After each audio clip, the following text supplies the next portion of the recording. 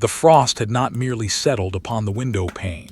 It had claimed it, etching deep, crystalline fractals into the glass until the world outside was nothing more than a blurred suggestion of deep indigo and slate gray.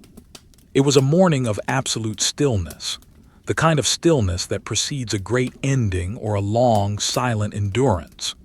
In the mayor's bedchamber, the air was a physical weight, a cold so profound that it seemed to have its own texture, like fine, frozen dust suspended in the dim light.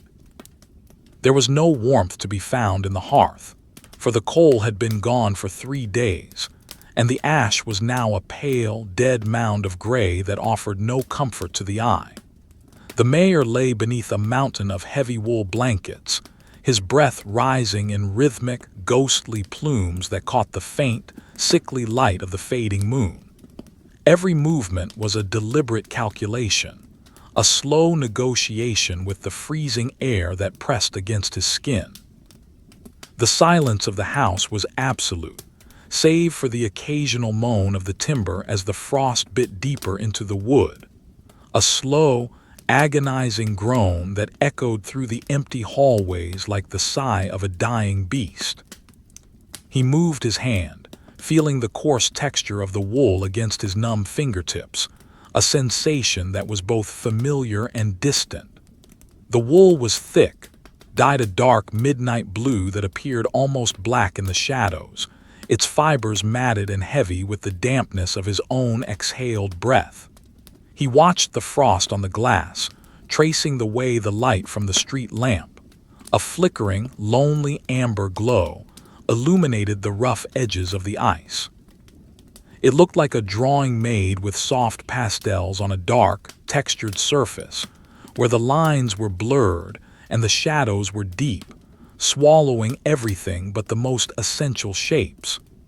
There was a certain beauty in the desolation, a quiet, somber elegance that the mayor noted with a detached sense of duty. He knew that outside, the city was in the same state of suspended animation, a collection of stone and timber huddled together against the encroaching ice, their chimneys cold and their streets empty of the usual bustle of life. The act of rising was a slow, agonizing process. He pulled himself upward, the weight of the blankets dragging against his shoulders like a leaden shroud. His feet found the floorboards, which were as cold as the surface of a frozen lake, the wood grainy and unyielding beneath his wool-clad heels. He did not rush. There was no reason to rush when the cold had already won the first skirmish of the day. He reached for his clothes, which lay folded on a chair, their shapes obscured by the deep shadows of the room. The fabric felt stiff, the linen undershirt crisp with the cold, the heavy wool trousers thick and unyielding. He dressed in silence, each layer a fresh barrier against the invisible enemy that waited outside the door. The texture of the cloth was his primary reality, the scratchy wool, the smooth, cold linen, the rough leather of his boots.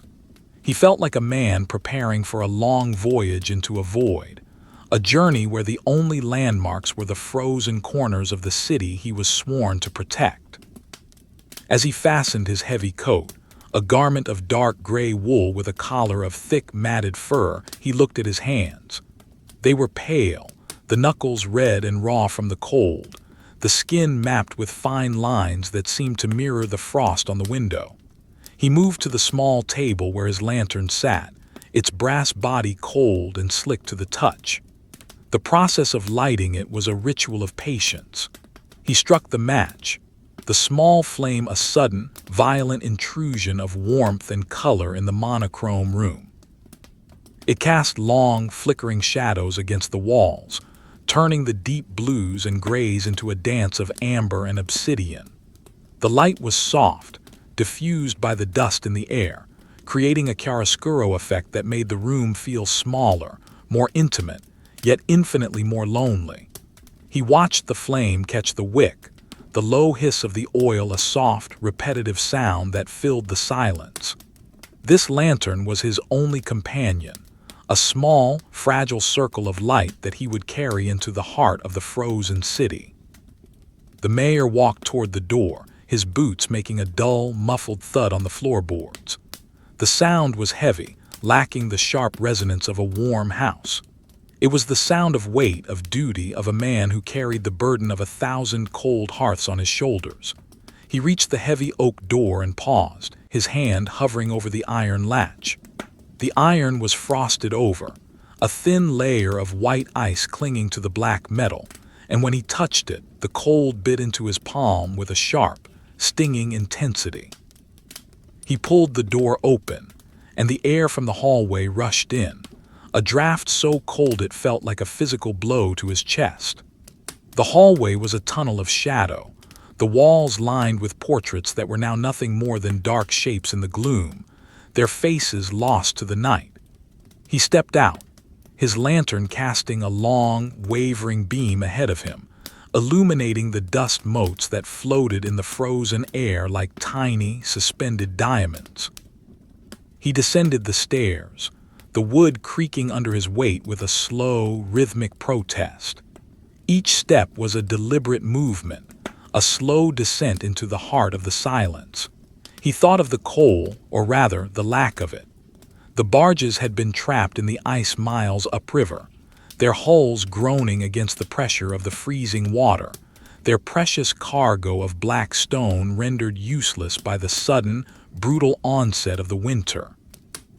The city's reserves had dwindled to nothing, and now the only heat left was the heat of the human body, huddling in the dark, waiting for a thaw that showed no sign of coming. He reached the bottom of the stairs and moved toward the front door, the grand entrance of the mayor's residence. The stone floor was slick with a fine layer of moisture that had frozen into a treacherous glaze, and he walked with a careful, measured gait, his eyes fixed on the path illuminated by his lantern. The front door was a massive construction of iron and wood, a barrier designed to keep out the world, but now it seemed only to trap the cold within. He unbolted it, the sound of the metal sliding against metal, a harsh, grating noise that echoed through the empty hall.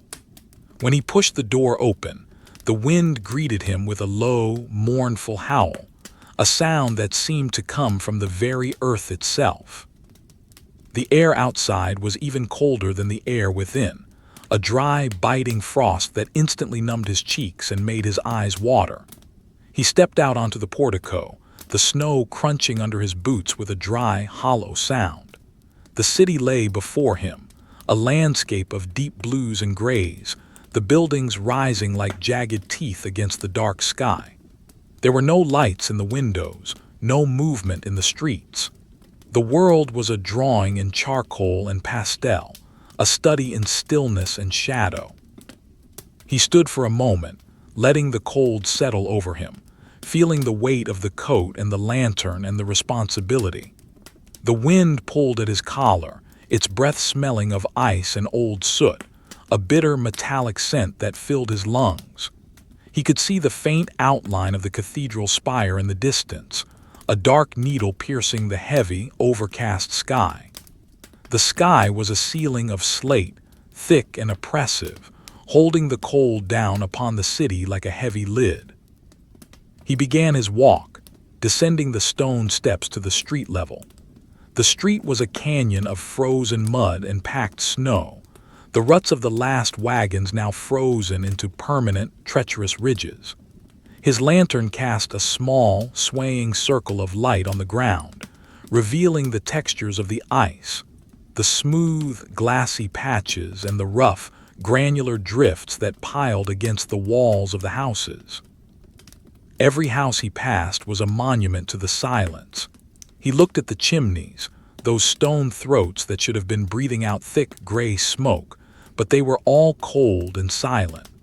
The lack of smoke was the most disturbing thing of all. It was the visual representation of the city's heart stopping. He imagined the families inside, wrapped in every scrap of cloth they possessed, lying together for warmth in the center of their cold rooms.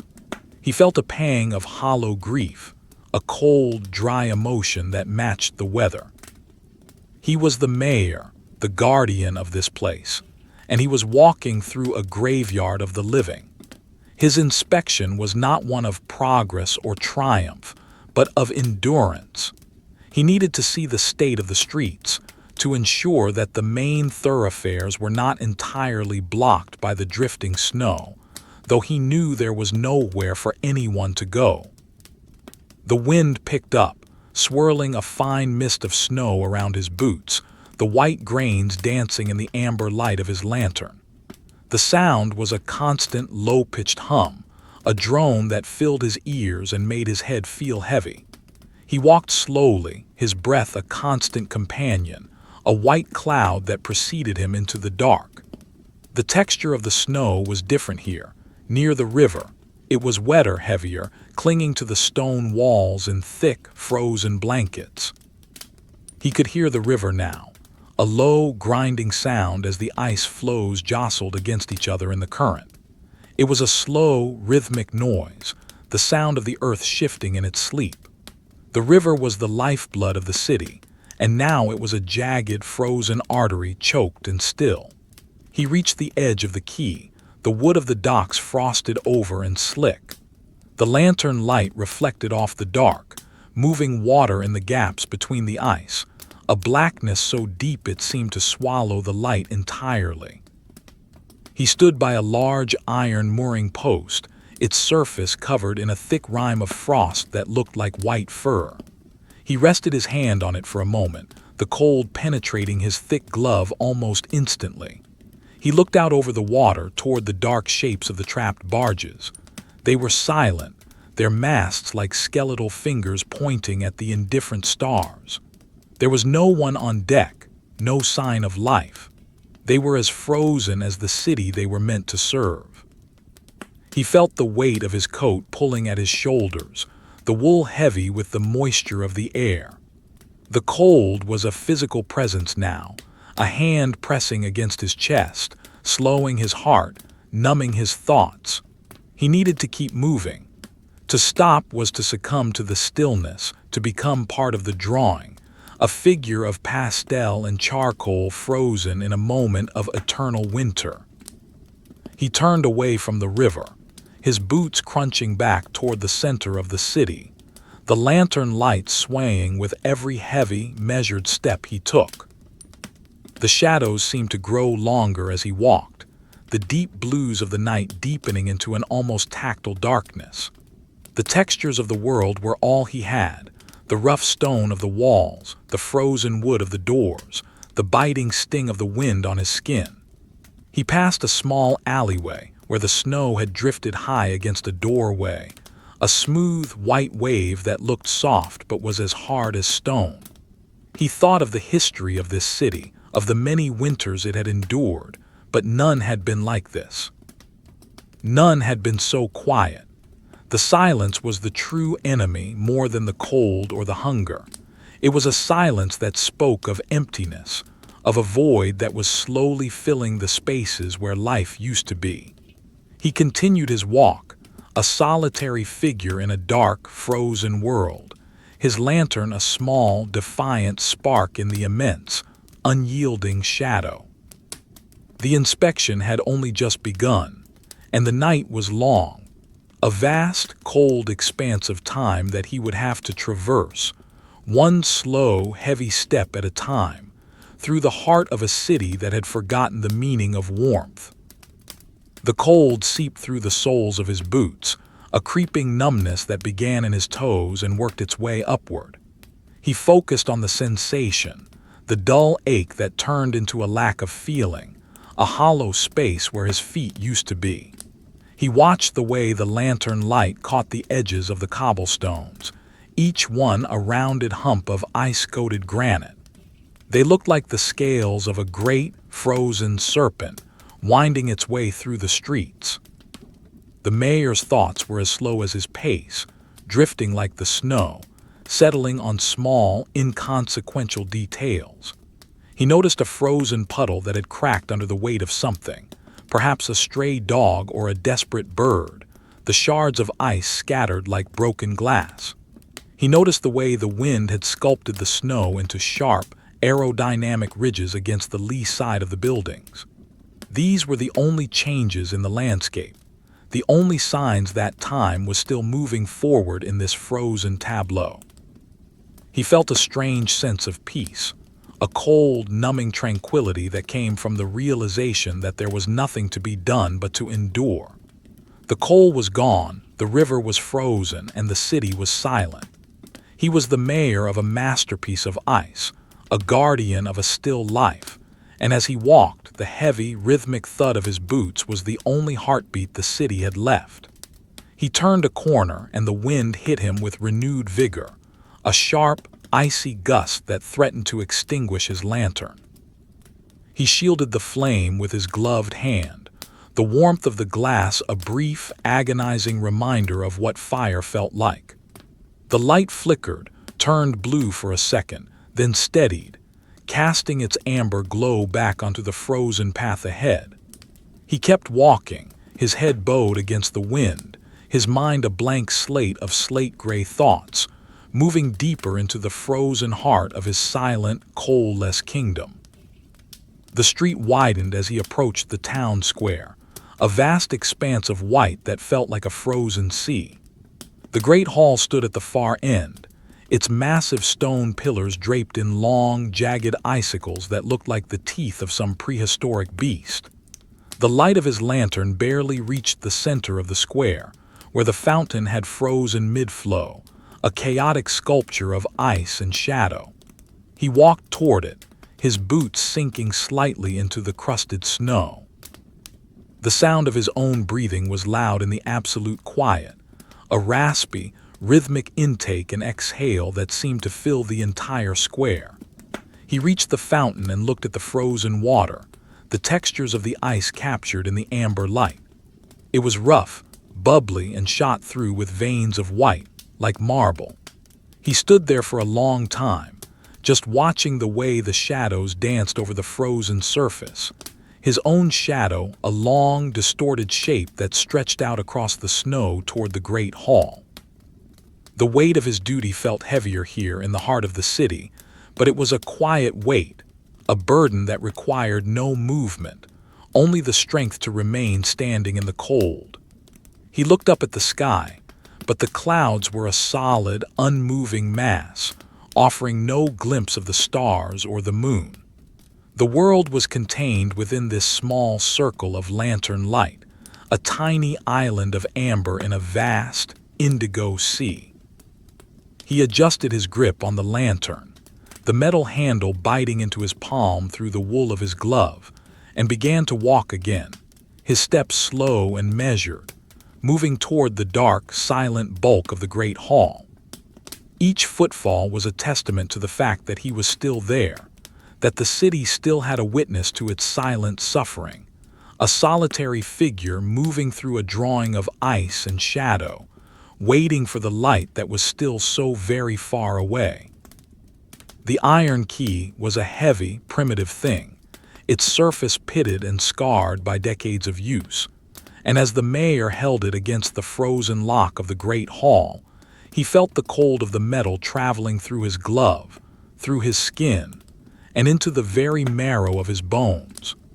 The lock was stubborn, its internal mechanism seized by the relentless frost that had seeped into every crevice of the stone edifice. He turned the key with a slow, deliberate pressure, feeling the resistance of the metal, the way the tumblers groaned and shifted with a dry, metallic protest. It was a sound that seemed to belong to another era, a time when the hall was filled with the warmth of 100 candles and the low hum of voices. Now, there was only the sound of the wind whipping around the stone pillars and the rhythmic thud of his own heart, a slow and heavy cadence that echoed the stillness of the square behind him. When the lock finally gave way, the sound was a sharp, crystalline snap that resonated through the empty air like the breaking of a thin sheet of ice. He pushed the massive oak doors open, their hinges shrieking in the cold, a long, drawn-out wail that faded into the cavernous interior. The air inside the great hall was different from the air outside. It was stagnant, trapped, and somehow even colder, a dry and brittle chill that felt like it could shatter the lungs if drawn in too deeply. The mayor stepped inside, his lantern casting a long, amber arc across the polished stone floor. The floor was a deep, charcoal gray, its surface etched with the faint, swirling patterns of dust and frost that looked like the delicate strokes of a pastel drawing on a dark canvas. He moved forward, his boots making a hollow, echoing sound that climbed the high, vaulted ceilings and vanished into the darkness above. The pillars rose up on either side of him like the trunks of ancient, petrified trees, their stone surfaces rough and cold to the touch. He reached out and brushed his hand against one, feeling the gritty texture of the masonry, the way the cold seemed to radiate from the very heart of the rock. It was a solid, unyielding cold, a cold that had spent days burrowing into the foundation of the city, claiming every inch of space for its own. He walked toward the center of the hall, where the long, communal tables stood in silent rows. They were made of heavy, dark timber, their surfaces scarred by generations of use, now covered in a fine layer of gray dust that caught the flickering light of his lantern. He imagined the many feasts that had been held here, the smell of roasted meats and the warmth of the great hearths, but those memories felt distant and unreal, like stories told of a foreign land. The reality was the grain of the wood under his fingertips, the way the light created deep, obsidian shadows beneath the benches, and the absolute lack of any sound other than his own slow, measured breathing. The textures were vivid in the dim light, the rough wool of his coat brushing against the edge of the table, the smooth, cold surface of the wood, the way the dust motes danced in the amber glow like tiny, frozen stars. Everything was rendered in shades of indigo and slate, with only the small, fragile circle of his lantern light providing a sense of depth and form. He made his way toward the administrative wing, his path illuminated by the swaying lantern. The corridors were narrower here, the stone walls pressing in on either side, their surfaces damp with a thin glaze of ice that shimmered in the light. He passed the tall, arched windows that looked out onto the inner courtyard, but the glass was so heavily frosted that he could see nothing but a blur of deep, nocturnal blue. The frost on the glass was thick, its patterns intricate and chaotic, like the veins of a leaf or the branches of a winter-stripped tree. He stopped for a moment to look at it, fascinated by the way the light caught the edges of the crystals, turning them into a shimmering lattice of silver and amber. It was a beautiful thing, in a cold and indifferent way, a masterpiece of nature created in the absence of human warmth. He felt a sense of profound isolation, a realization that he was the only living thing in this vast, frozen monument to a city's history. The door to the records room was a simple affair of plain wood, but it felt as heavy as stone as he pushed it open. The room was filled with the smell of old paper and dry rot, a scent that was sharpened by the cold until it felt like a physical presence. Rows upon rows of wooden shelves lined the walls, filled with leather-bound ledgers and bundles of parchment tied with frayed twine. This was the memory of the city, the record of its triumphs and its failures, its growth and its slow, freezing decline. He walked to the central desk, a massive piece of furniture that dominated the small space, and set his lantern down on its surface. The light flared and then steadied, casting long, wavering shadows across the rows of books. He reached for one of the ledgers, its leather cover cold and stiff, the spine creaking as he opened it. The pages were yellowed and brittle, the ink faded to a soft, charcoal gray. He began to flip through the pages, his eyes scanning the lists of shipments and deliveries from the previous months. There were records of grain, of timber, of cloth, and then the long lists of coal. He saw the dates of the final deliveries, the names of the barges that had made it through before the ice took hold, and the names of those that were still missing. The handwriting was neat and precise, a testament to a clerk's long, quiet hours of duty. It was a strange sensation, reading these records of commerce and heat in a room that was now a frozen tomb. The ink on the pages looked like soft pencil marks, blurred at the edges as if they had been smudged by a thumb, a visual quality that matched the pastel-like atmosphere of the night. He traced the lines with his finger, feeling the texture of the paper, the way it felt thin and fragile, as if it might crumble into dust at any moment. This was the history of their failure, a meticulous accounting of how the warmth had slowly slipped away. The mayor sat down in the high-backed wooden chair behind the desk, the wood groaning under his weight. He felt the cold of the seat through his trousers, a sharp, unyielding chill that seemed to settle into his hips and spine. He didn't mind the cold anymore. It had become a familiar companion, a constant weight that he had learned to carry. He looked at the inkwell on the desk, the black fluid inside frozen solid, its surface a dark, reflective mirror that caught the light of his lantern. He imagined the clerk who had last sat here, perhaps only a few days ago, trying to dip his pen into the frozen ink, the realization that the time for record-keeping had passed.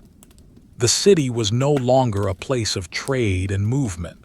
It was a place of stillness, a place where the only thing that mattered was the slow, steady rhythm of survival. He stayed in the records room for a long time, the silence pressing in on him from all sides. He thought about the people of the city, the families huddled in their homes, the children shivering beneath thin blankets. He felt a sense of duty that was as cold and heavy as the stone walls around him. He was the mayor, and it was his task to witness this, to see the end of the coal and the beginning of the great silence. He wasn't looking for solutions. He knew there were none to be found in these ledgers. He was simply performing a final inspection, a quiet acknowledgement of the state of things. The light of his lantern began to flicker, the oil running low, and he realized that he could not stay here much longer.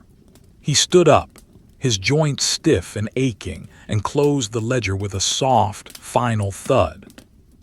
The walk back through the great hall felt longer than the walk in. The shadows seemed deeper, the indigo tones of the night more intense. He moved with the same slow, measured pace, his lantern casting its dwindling light on the frozen stone. He passed the long tables again, their surfaces looking like dark islands in a sea of gray shadow. The air seemed to have grown even colder, if that were possible, a sharp, biting frost that made his skin feel tight and brittle. He reached the great doors and pulled them closed behind him, the sound of the iron lock clicking into place a small, lonely noise in the vastness of the square. He stood on the portico for a moment, looking out at the city, the roofs covered in a thick, unmoving layer of snow. The world was a drawing in charcoal and pastel, a study in stillness and shadow, and he was the only figure moving through it. He began to descend the steps, his boots crunching in the snow. The wind had died down, leaving the air perfectly still, a silence so profound that he could hear the faint, distant sound of the river ice shifting. It was a low, grinding noise, a reminder that the world was still moving, even if the city was not. He turned his steps toward the residential district, a maze of narrow streets and tall, leaning houses that huddled together for warmth. The textures here were different. The rough, frozen mud of the road, the weathered timber of the house walls, the sharp edges of the icicles hanging from the eaves. He walked with his head down, his breath rising in a steady, rhythmic cloud that obscured his vision for a second before drifting away into the dark. The lantern light caught the side of a house, revealing the grain of the wood and the way the frost had crept up from the ground, a white crystalline wave that was slowly reclaiming the building. He thought of the people inside, the quiet suffering that was taking place behind every closed door. There was no anger in his heart, only a deep, somber acceptance. This was the nature of the winter, a force that could not be bargained with or defeated. It was a time of endurance, a time of waiting for a light that was still hidden behind the thick, slate-gray clouds. He continued his walk, a solitary figure in a dark, frozen world, his lantern a small, defiant spark in the immense, unyielding shadow. The shadows cast by the houses were long and distorted, stretching across the narrow streets like the fingers of a giant hand. The mayor followed the path of his own shadow, moving deeper into the heart of the city. He noticed the way the light from his lantern caught the texture of the snow, revealing the individual flakes that had frozen together into a solid, granular mass. It looked like the surface of a distant planet, a cold and alien landscape that had replaced the familiar streets of his home. He felt a sense of detachment, as if he were watching himself move through a dream, a slow and heavy journey through a world of ice and shadow. The weight of his coat was a comfort, a physical reminder of his own existence in a place that seemed to be fading into nothingness. He reached a small bridge that crossed a narrow canal, the water below frozen solid and covered in a layer of windswept snow. He stopped at the midpoint of the bridge, leaning his arms on the stone parapet. The stone was cold, even through his thick sleeves, a deep and penetrating chill that seemed to seep into his bones. He looked down at the canal, imagining the boats that usually moved through these waters, the sounds of shouting and the smell of the market. Now there was only the silence and the cold, a stillness that was both peaceful and terrifying. The sky above was a solid mass of deep, indigo clouds, offering no hope of a break in the weather. He stayed there for a long time, watching the way the light from his lantern danced on the surface of the frozen canal, a small, amber reflection in a world of blue and gray. He was a witness to the stillness, a guardian of the silence, and as he stood on the bridge, the only sound was the slow, rhythmic thud of his own heart, a steady cadence in the heart of the frozen city. He eventually pushed himself away from the parapet, his movements slow and stiff, and continued his walk, his lantern swaying with every heavy, measured step, moving further into the dark, silent maze of the city without coal. The mayor moved away from the stone bridge, his boots making a sound like the grinding of dry, heavy stones against a frozen surface.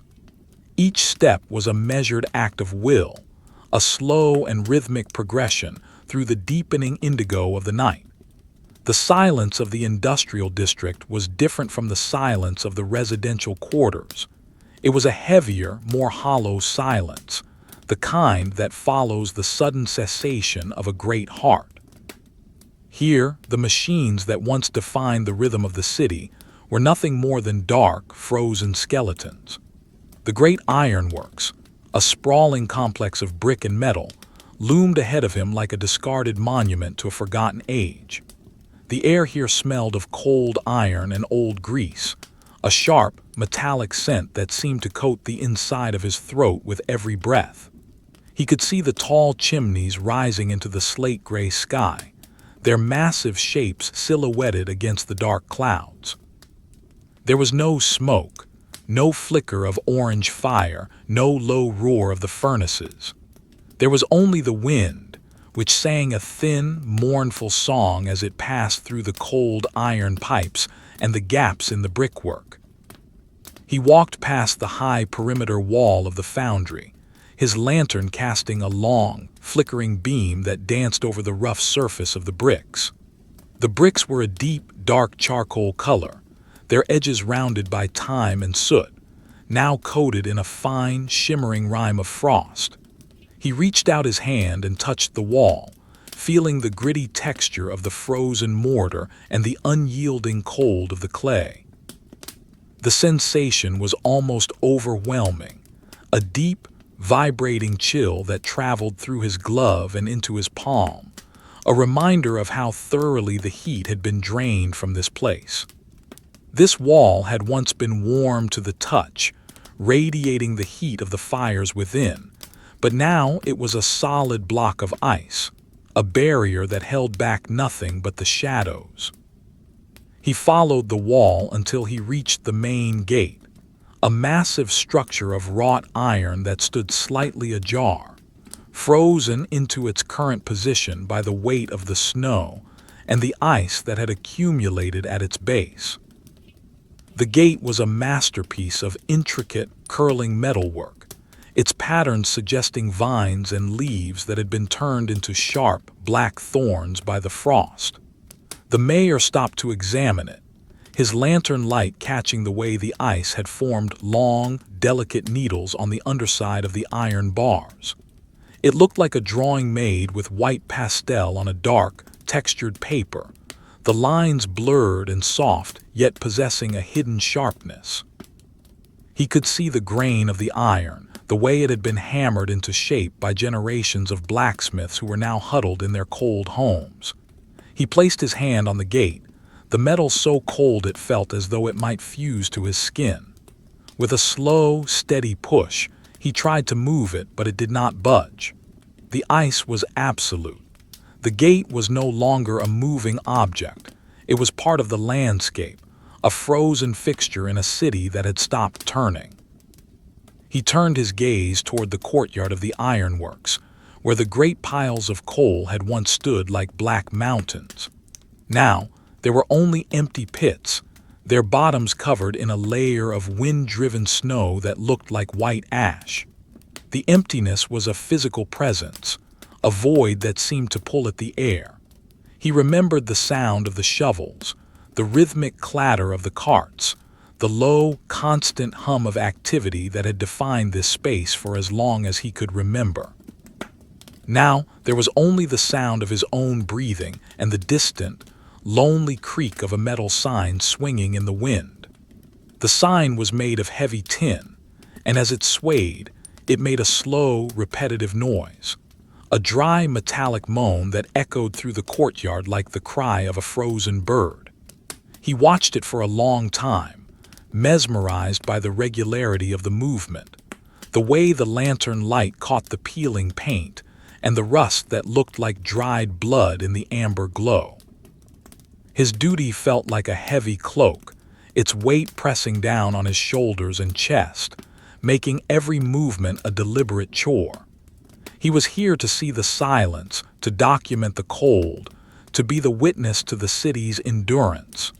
He walked across the courtyard, the snow crunching under his boots with a dry, hollow sound that seemed to linger in the air. He noticed the way the wind had sculpted the snow into long, aerodynamic ridges against the base of the cooling towers, the white shapes looking like the bones of some subterranean creature. The textures were vivid in the dim light, the rough, pitted surface of the iron vats, the smooth glaze of the frozen puddles, the thick, matted fibers of his own wool coat. Everything was rendered in shades of deep blue, slate, and obsidian, with only the small, swaying circle of his lantern light providing a sense of warmth and depth. He reached the entrance to the main assembly hall, a cavernous space where the steam engines had once turned the pulleys and belts that powered the city's industry. The doors were made of heavy timber reinforced with iron bands, and they stood closed and silent. He did not try to open them. He knew that the cold inside would be a mirror of the cold outside, a vast, empty darkness that had no use for a solitary man with a small lantern. He stood there for a moment, looking at the grain of the wood, the way the frost had crept into the cracks and fissures, expanding and deepening them. He thought of the history of this place, the many years of labor that had gone into building it, and how quickly the winter had reclaimed it. It was a humbling thought, a reminder of the fragility of human endeavor when faced with the slow, patient power of nature. The wind picked up again, a sharp, biting gust that whirled a cloud of fine snow around his legs. The snow was dry and crystalline, the individual grains stinging his skin like tiny needles. He pulled his collar higher, the fur rubbing against his chin with a coarse, familiar texture.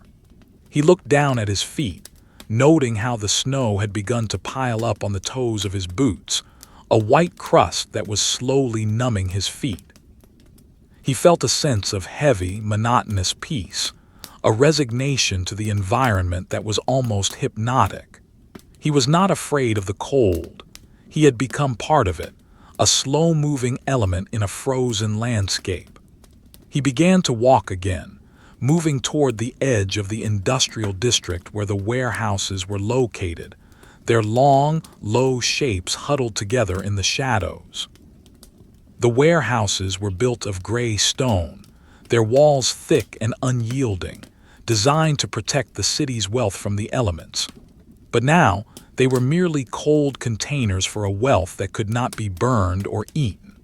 He passed a row of them, his lantern light revealing the heavy iron padlocks that hung from the doors, their surfaces covered in a thick layer of white rime. The locks looked like frozen fruit, heavy and cold and useless.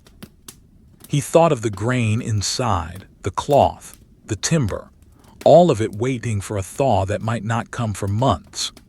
The textures of the stone were beautiful in the dark, the way the pastel-like light caught the variations in the granite, the veins of quartz that shimmered like hidden ice. It was a world of minute details, of subtle shifts in shadow and light, a world that required a slow and patient gaze to fully appreciate. He found himself thinking of the coal barges again, those heavy, dark vessels that were currently locked in the river's icy grip. He could almost feel the weight of the coal, the dense, black stone that was the only thing standing between the city and the total silence.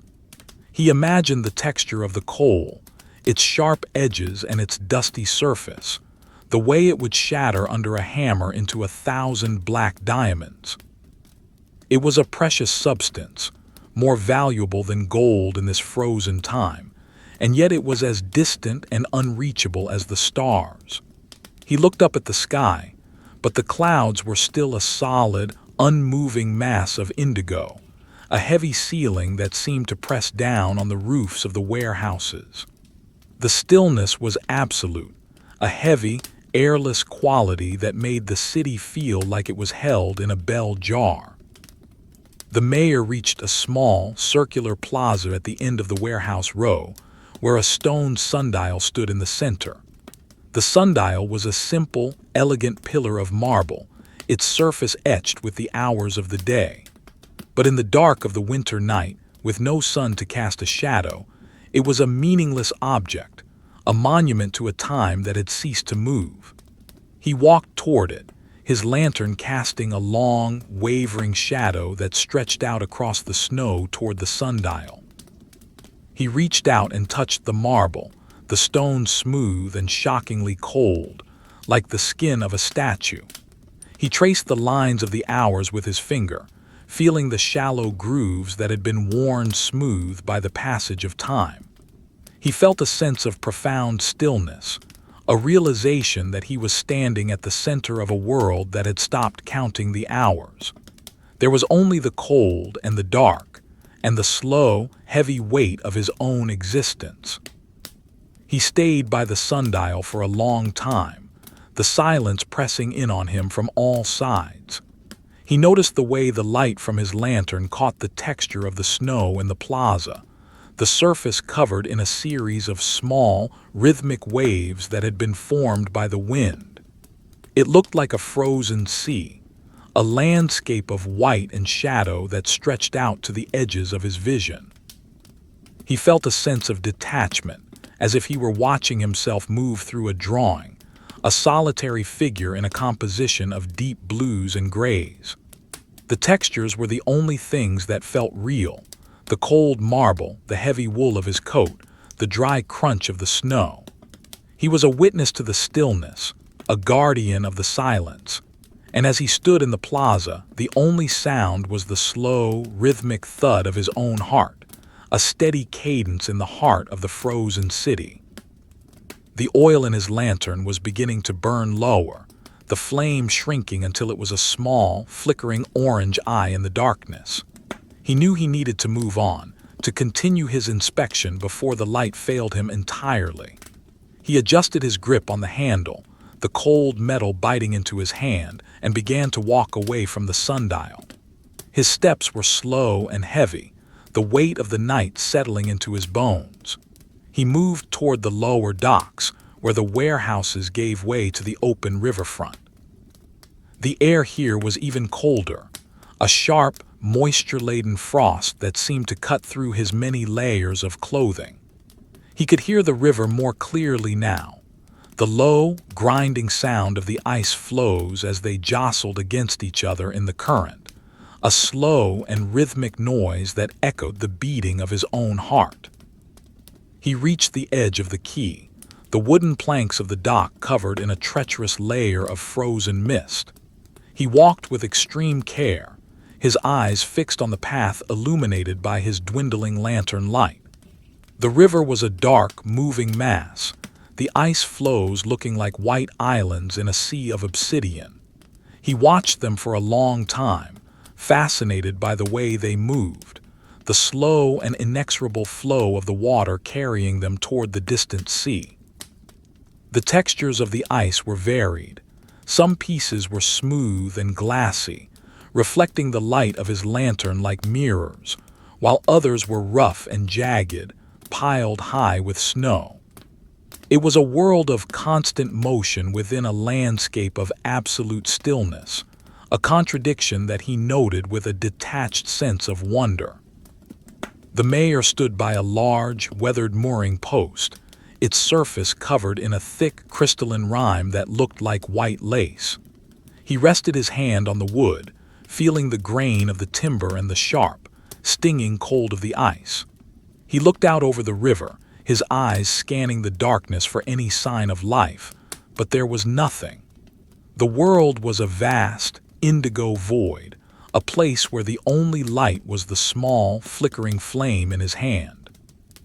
He felt the weight of his duty more acutely here, at the edge of the city, where the boundary between the human world and the wild, indifferent power of the winter was most thin.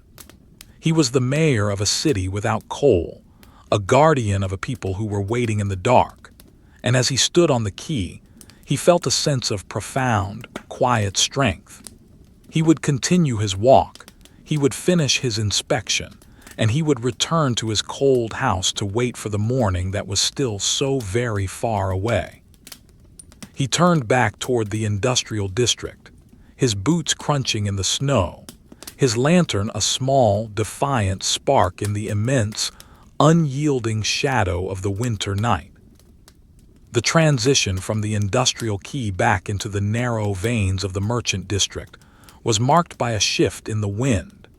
In the open expanse of the riverfront, the air had been a broad, sweeping force, but here, in the tight corridors of stone and timber, it became a series of sharp, unpredictable gusts that whistled through the eaves and moaned in the chimneys. The mayor's lantern was the only point of color in a world that had been reduced to the most basic elements of light and shadow. The buildings here leaned toward one another, their upper stories almost touching, creating a tunnel of deep, impenetrable blue. The ground beneath his feet was no longer the packed snow of the main thoroughfares but a treacherous layer of black ice, slick and unforgiving. He adjusted his stride, making each step shorter, more deliberate, his boots finding purchase on the rougher patches of grit that had been frozen into the surface. The sound of his movements was a rhythmic, hollow scraping, a lonely percussion in the immense silence of the city. He reached the great market square, a place that in any other season would be the noisy, chaotic heart of the town. Now, it was a vast, empty stage, its players long since retreated to the dubious safety of their cold hearths. The market stalls stood in long, skeletal rows, their wooden frames stripped of their wares and their canvas awnings frozen into stiff, grotesque shapes. The canvas was a heavy, industrial-grade fabric, once a dull cream color but now stained by years of rain and soot into a model of gray and charcoal. The mayor stopped before one such stall, his lantern light illuminating the texture of the fabric. It was coated in a thick, crystalline rime that made it look like it had been carved from white marble. When the wind caught the edge of the canvas, it did not flutter. It moved with a heavy, rhythmic thud, a sound like a distant drum beating beneath the earth. It was a sound of absolute finality. The scene before him was like a vintage drawing, executed with soft pastels on a dark, abrasive surface. The deep indigos of the sky bled into the slate-gray shadows of the buildings, while the highlights of the snow were captured in short, thick strokes of white and pale silver. There were no sharp lines here. Everything was blurred by the cold, the edges of reality softened by the frost and the dim, amber glow of the lantern. The mayor looked at the empty wooden crates stacked near the edge of the square. They were made of rough-hewn pine, the grain of the wood emphasized by the ice that filled the narrow grooves. He could see the faint remains of stencil markings, names of merchants, origins of goods, all of them now irrelevant. The textures were what remained. The splintered wood, the rusted iron nails, the way the snow had filled the gaps to create a seamless, frozen sculpture. He moved toward the center of the square, where the public weighing scales stood. The scales were a massive construction of cast iron and brass, a monument to the city's commitment to fair trade. The iron was black, its surface pitted and cold, while the brass pans were green with age and the peculiar tarnish that comes from extreme frost. The mayor reached out and touched the iron beam, his hand recoiling slightly from the sheer intensity of the cold.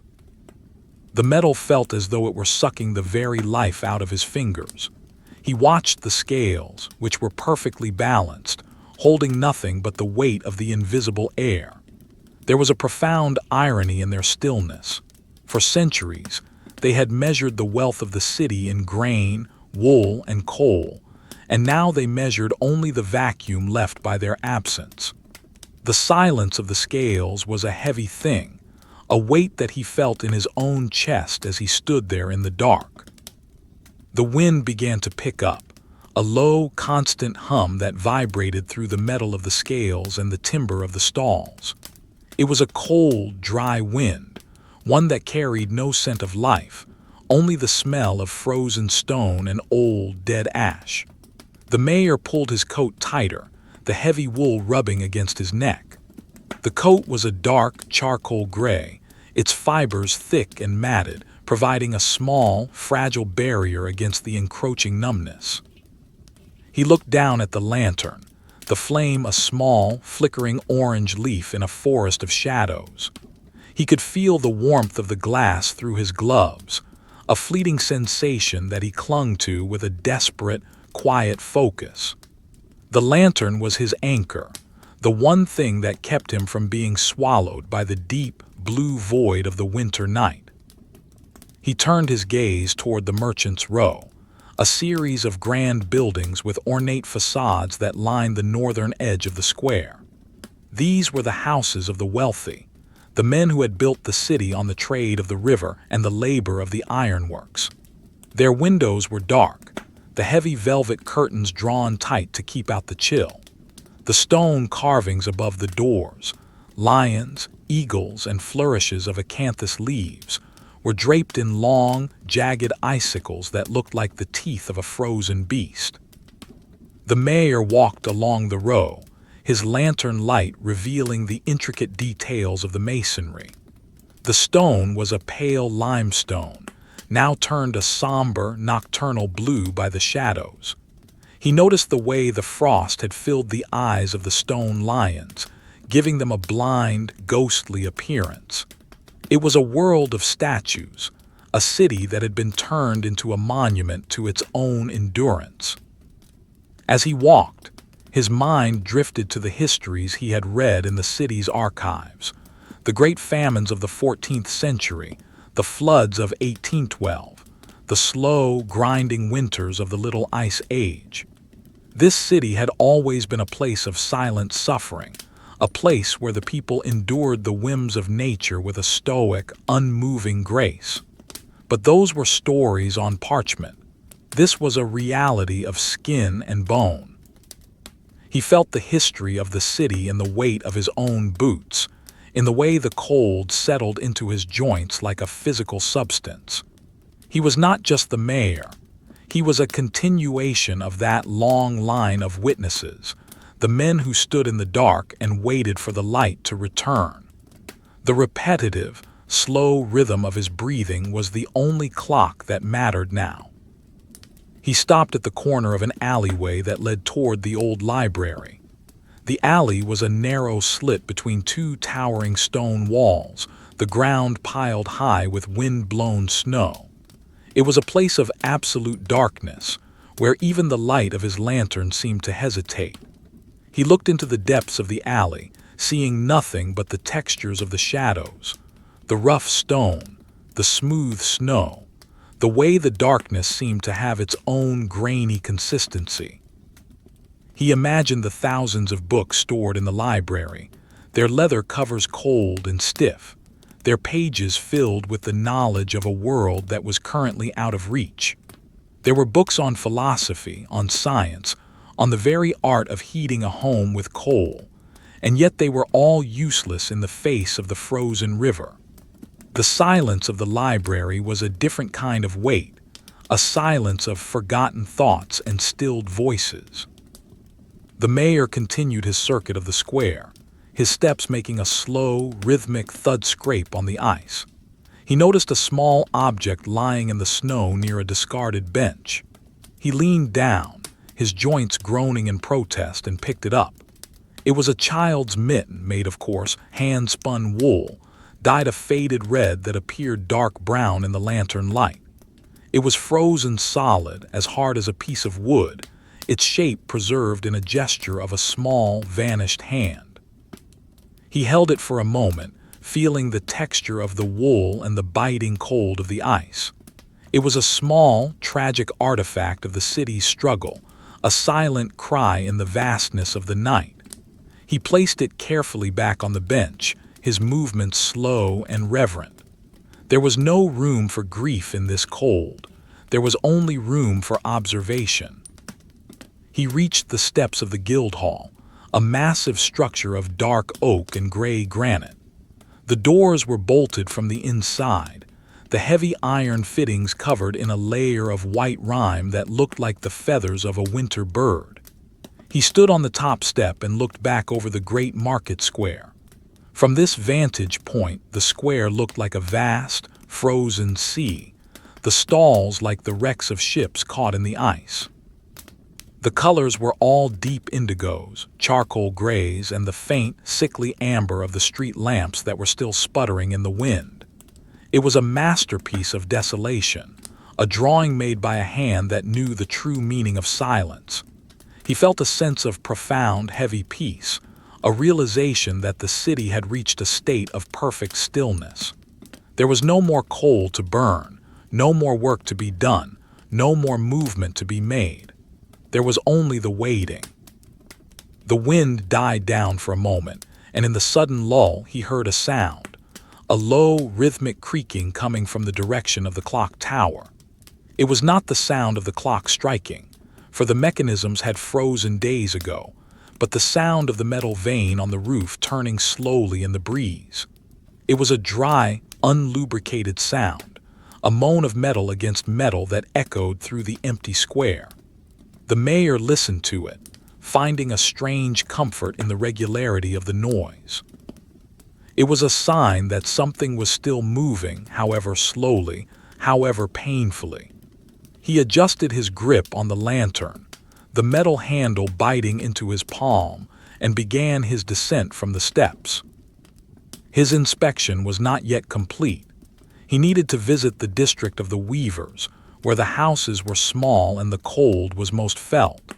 He needed to see the state of the narrow bridges that crossed the secondary canals, to ensure they were still passable should the need for movement arise. Every step was a commitment to the city, a slow and heavy act of devotion. He walked with his head slightly bowed, his breath a constant white plume that drifted over his shoulder. The textures of the world continued to unfold before him. The frozen mud of the side streets, the rough timber of the weavers' cottages, the sharp, crystalline patterns of the frost on every available surface. The shadows seemed to be growing more substantial, as if the night were thickening into a physical liquid. The deep blues and grays of the atmosphere were becoming one, a seamless blanket of cold that wrapped itself around the city. The mayor moved through it like a diver in deep water, his movements slow and deliberate, his senses attuned to the minute changes in the environment. He noticed the way the lantern light caught the individual grains of frost on a wooden door, each one a tiny, perfect diamond of ice. He noticed the way the silence seemed to thrum in his ears, a low-frequency vibration that was the sound of the earth itself. He turned into the street of the weavers, the houses here so close together that he could touch both walls at once. The air was even colder here, trapped and still, a dry frost that made his skin feel like it was made of paper. The windows were small and dark, their frames warped by the cold and the age of the timber. He could hear the faint, rhythmic sound of the wind rattling a loose shingle on a roof, a sound that was like the chattering of teeth. He walked past the closed doors, his lantern casting a long, wavering shadow that danced over the rough-hewn wood. He thought of the looms inside, those great wooden frames that were now silent, the wool threads brittle and frozen. This was the heart of the city's economy, and it was as still as a grave. The mayor reached the end of the street, where a small stone bridge crossed a narrow, frozen canal. He stopped at the apex of the bridge, leaning his weight against the cold stone parapet. He looked down at the ice below, which was a deep, opaque blue, shot through with veins of white. He could see the shapes of objects trapped beneath the surface, a discarded crate, a length of rope, the skeletal remains of a summer plant.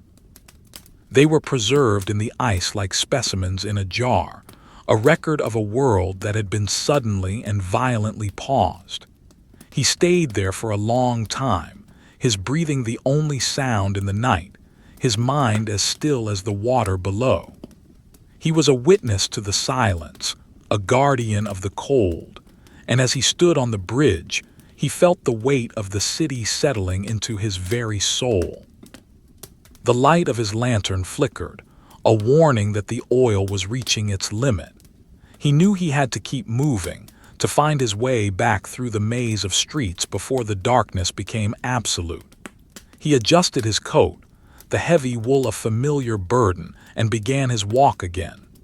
Each step was a measured, rhythmic progression, a slow and heavy journey through a drawing of ice and shadow.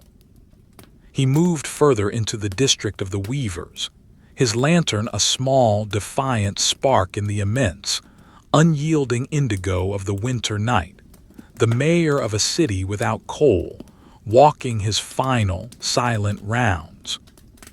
The mayor moved away from the weavers' district, his path now leading him toward the northern edge of the city, where the great mill stood as a silent sentinel over the frozen river.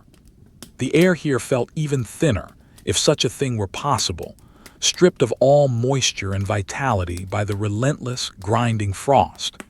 His boots continued their steady, rhythmic dialogue with the ice, a slow, hollow crunch and thud that echoed against the silent facades of the stone granaries. The buildings here were taller, more imposing, built of a heavy, dark basalt that seemed to absorb the meager light of his lantern rather than reflect it. They looked like charcoal sketches against a midnight blue sky, their sharp edges softened by the blurring effect of the winter haze. He watched his breath, a thick white cloud that billowed out before him, momentarily obscuring the path before it drifted upward and vanished into the indigo void. It was a repetitive, hypnotic sight, the rhythmic pulse of his own life force becoming the only sign of movement in a world that had otherwise ceased to breathe. He reached the perimeter of the great mill, the structure rising up like a mountain of timber and masonry. The massive water wheel, which for centuries had provided the energy to grind the city's grain, was now a gargantuan sculpture of ice. It had been caught in a moment of mid-rotation, its heavy wooden paddles draped in layers of frozen spray that had solidified into long, translucent organ pipes of ice. The mayor raised his lantern, the amber light catching the texture of the frozen wheel. It was a study in chiaroscuro. The deep, obsidian shadows of the wheel's interior contrasted sharply with the shimmering silver white of the icicles. The ice was not smooth. It was pebbled and ridged, showing the history of every droplet that had frozen in place as the cold deepened. It looked like a drawing made with heavy white pastel on a dark, textured surface, the lines thick and deliberate, the highlights built up in layers until they seemed to vibrate against the dark background. He stood there for a long time, listening to the silence of the mill.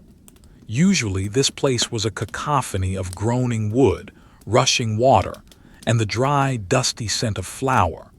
Now there was only the cold, which had its own sound, a high-pitched, almost imperceptible hum that existed at the very edge of hearing. The water beneath the wheel was frozen into a series of jagged, turbulent waves, a chaotic sea of indigo and gray that had been suddenly petrified. He reached out a gloved hand and touched one of the frozen waves, the ice feeling incredibly dense and cold, a solid block of winter that showed no sign of yielding. He felt a sense of heavy, monotonous continuity. The mill had stopped, the coal was gone, the city was silent, and yet he was still walking. His duty was a cycle, much like the wheel, though it turned now with a glacial slowness that defied the passage of hours. The texture of the mill's walls was rough and uneven, the basalt stones fitted together with a precision that had survived for centuries. The mayor moved his lantern along the wall, noticing how the frost had filled the narrow gaps between the stones, creating a network of white veins that looked like a map of some forgotten territory. The light from his lantern was fading, the flame beginning to dance and shudder as the oil reached the bottom of the reservoir. He adjusted the wick with a slow, careful movement, his fingers feeling like thick, unyielding pegs of wood. The cold had moved beyond simple numbness. It was now a deep, structural ache that seemed to emanate from his very bones. He did not fight it. He accepted it as part of the landscape, a physical manifestation of the night he was sworn to traverse. He walked around the base of the mill toward the granary doors. They were massive slabs of oak, reinforced with iron straps that were now white with rime. He looked at the iron, noting the way the frost had grown in crystalline structures that resembled the feathers of a hawk. Everything was rendered in these frozen details, the grain of the wood, the texture of the iron, the way the snow had drifted into the corners of the doorframe. It was a world of small things, of textures that could only be appreciated in the slow, focused light of a single lantern. The mayor felt a strange, detached appreciation for the beauty of the desolation. It was a world without color, a world of deep blues, charcoal grays, and the faint, warm smudges of his lantern's glow, much like a vintage drawing that had been left in a dark room to gather dust. The wind began to moan through the high rafters of the mill, a low, mournful sound that seemed to vibrate in the mayor's chest. It was a repetitive, droning noise, a song of the void that filled the empty spaces where life used to be. He turned away from the mill and began to walk toward the old cemetery that sat on the hill overlooking the river. The path was steep and narrow, the stones hidden beneath a thick, unmoving layer of crusted snow. He climbed slowly, his breath coming in heavy, rhythmic gasps that turned to ice on the fur of his collar. He did not look back. He kept his eyes fixed on the small circle of light at his feet, watching the way the shadows of his boots stretched and contracted with every heavy step. As he reached the gate of the cemetery, the world seemed to open up, the horizon line a blur of indigo sky and slate-gray earth. The headstones rose from the snow like the broken teeth of the earth, their surfaces covered in a thick layer of frost. They were made of various stones, granite, marble, slate, and each reacted to the cold in its own way. The granite remained dark and stoic, while the marble seemed to glow with a faint internal light, and the slate was etched with fine lines of white frost that highlighted the names of the long dead. The mayor walked among them, a solitary figure in a city of the silent. He felt no fear, only a profound sense of kinship. These people had endured their own winters, their own silences, and now they were part of the texture of the city, the foundation upon which the current endurance was built. He stopped before a large, ornate monument, the stone carved into the shape of a weeping willow. The branches of the stone tree were draped in real icicles, creating a hybrid of art and nature that was both beautiful and chilling. He looked at the base of the monument where the snow had piled high, covering the inscriptions. He did not brush the snow away. There was no need to know the names. The names were irrelevant in a world without coal, a world where the only thing that mattered was the weight of the wool and the flicker of the flame. He stood there, his shadow a long, wavering shape that fell across the frozen graves, a dark silhouette against the pale, blue-gray snow. The light of his lantern gave a sudden, violent flicker and then settled into a low, dim glow. The end of the oil was near. He knew he had to begin his descent, to move back toward the center of the city before the darkness claimed him entirely. He turned back toward the gate, his steps slow and heavy, the weight of the night pressing down on him like a leaden shroud. He looked out over the city from the hilltop, the roofs a sea of indigo and shadow, the chimneys cold and silent.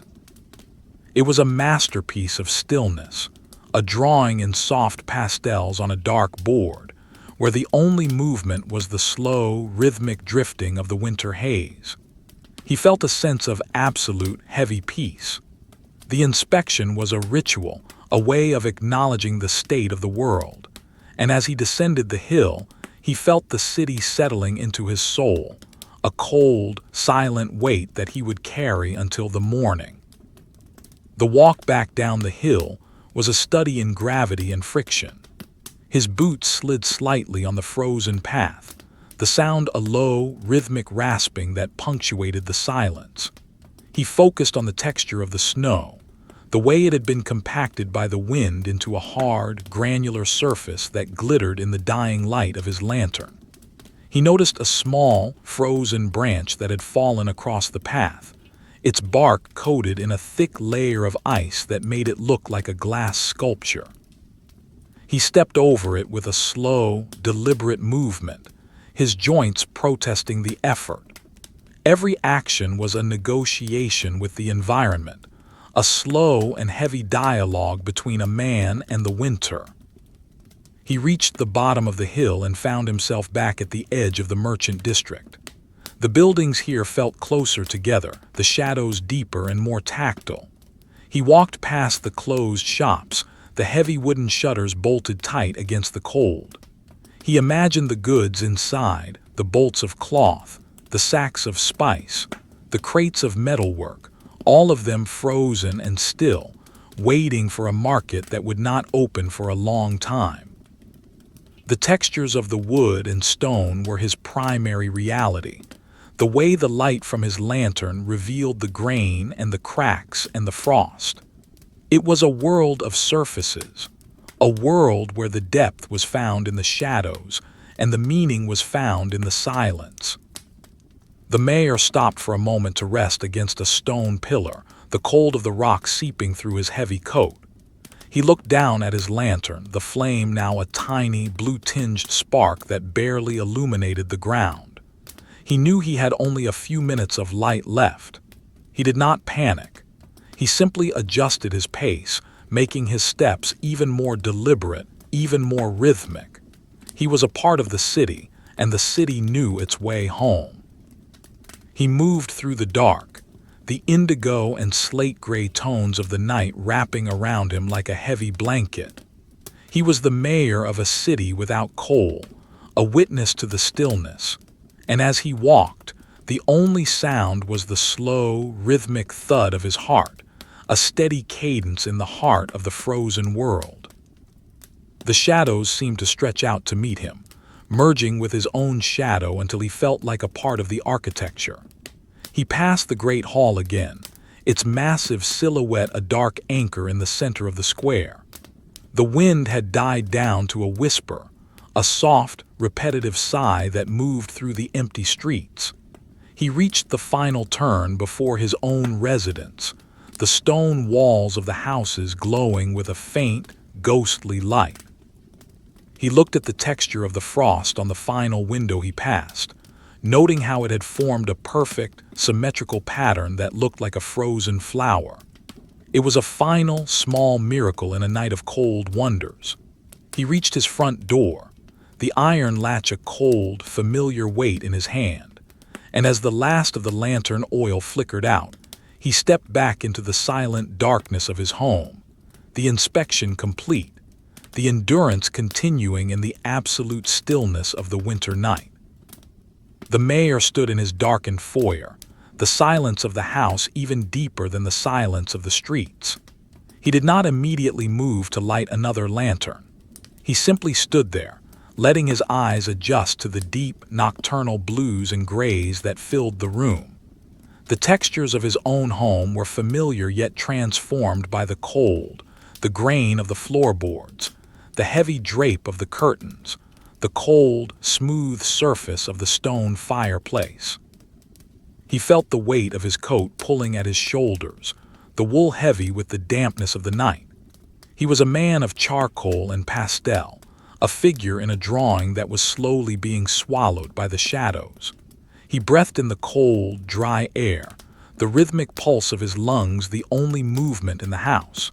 He was the guardian of the stillness, the mayor of the silent city.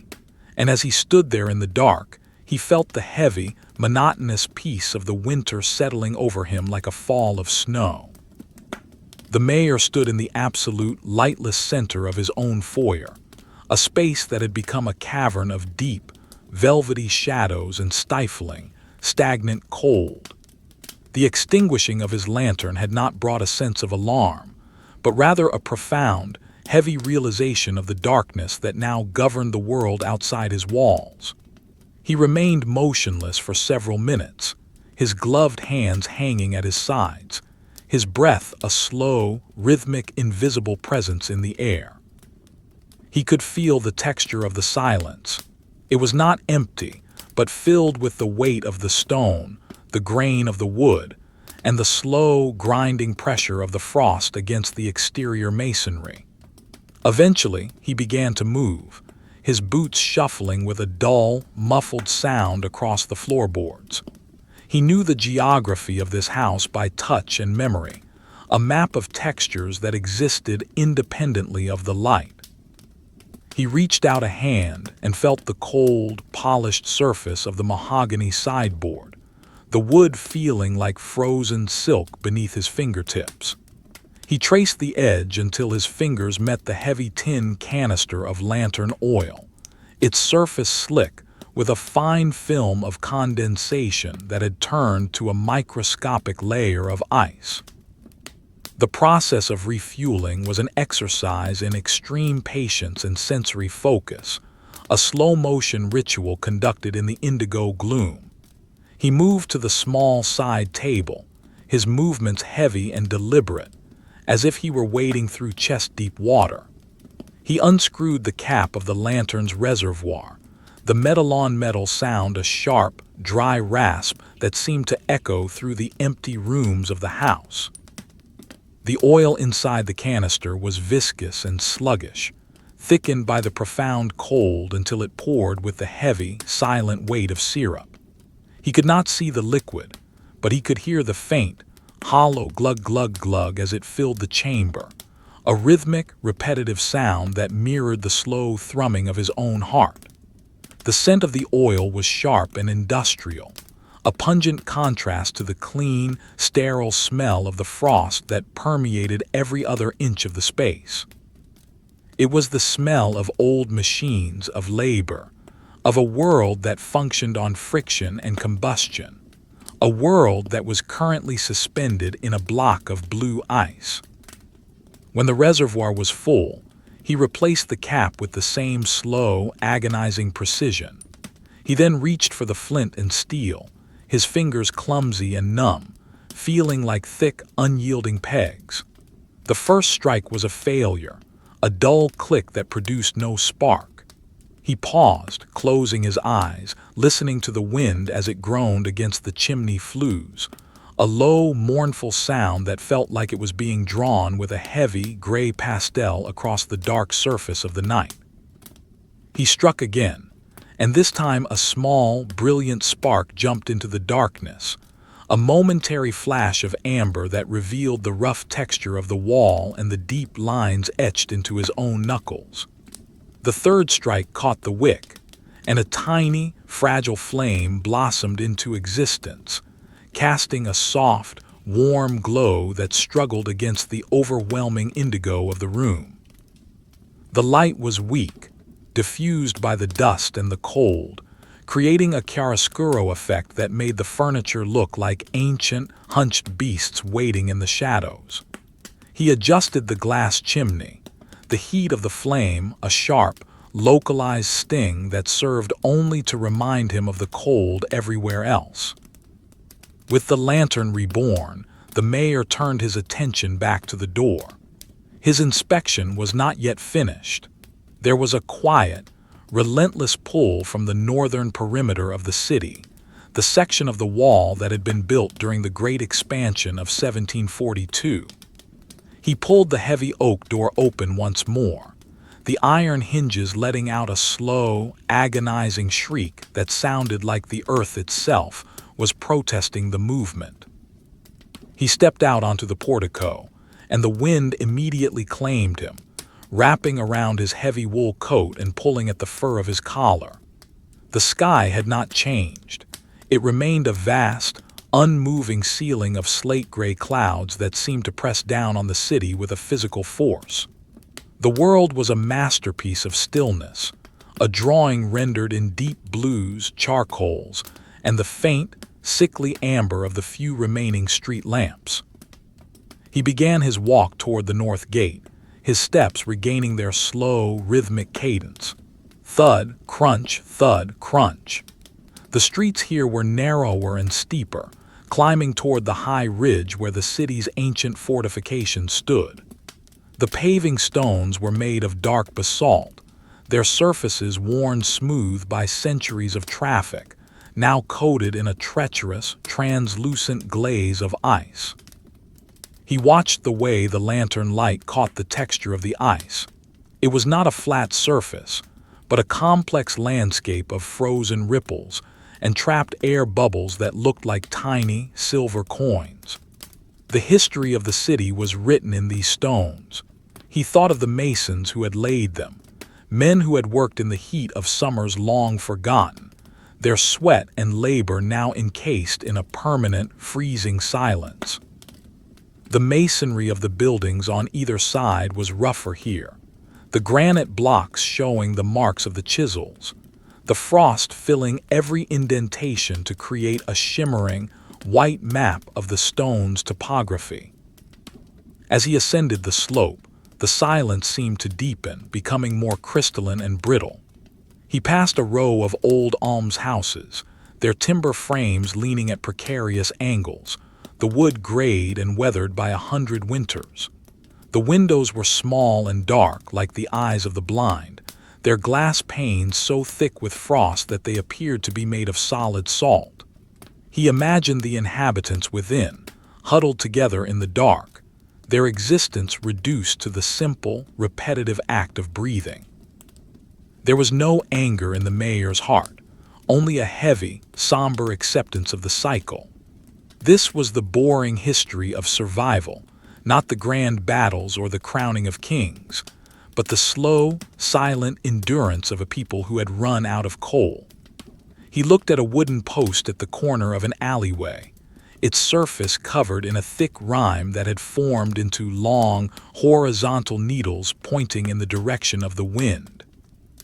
It looked like a drawing made with short, aggressive strokes of a white-colored pencil on a black background, a visual representation of the wind's invisible path. He reached the north gate, a massive archway of gray granite that marked the boundary between the city and the frozen wastes beyond. The iron portcullis was lowered, its heavy bars encrusted in ice that looked like jagged, translucent teeth. The mayor stood before the gate, his lantern casting a long, wavering shadow that stretched out toward the dark tunnel of the archway.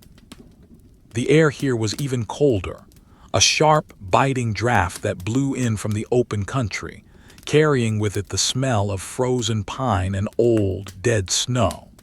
He looked at the mechanism of the gate, the massive chains and pulleys that were now seized by the frost. The links of the chains were as thick as a man's wrist, their iron surfaces pitted and red with a rust that had been frozen into a static, orange stain. He reached out and touched one of the links, the cold of the metal so intense it felt like a burn. It was a monument to stasis, a machine that had been turned into a statue. The mayor climbed the stone stairs that led to the top of the ramparts, his boots making a sharp, echoing sound against the frozen masonry.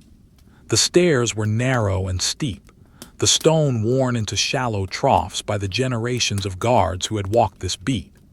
He moved slowly, his breath coming in heavy, rhythmic plumes that swirled around his head like a ghostly veil.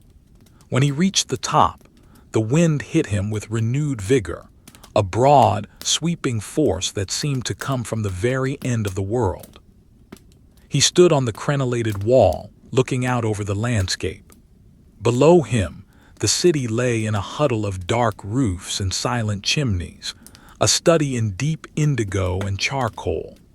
Beyond the walls, the world was a vast, featureless expanse of gray-white snow, stretching out toward a horizon that was lost in the gloom of the sky. He walked along the rampart, his lantern light revealing the textures of the stone and the ice. The wall was built of massive blocks of limestone, their surfaces porous and rough, now filled with the white dust of the frost. He noticed the way the snow had drifted into the embrasures, forming smooth, aerodynamic curves that looked like the dunes of a frozen desert. He stopped at a watchtower, its conical roof draped in a thick, unmoving blanket of snow.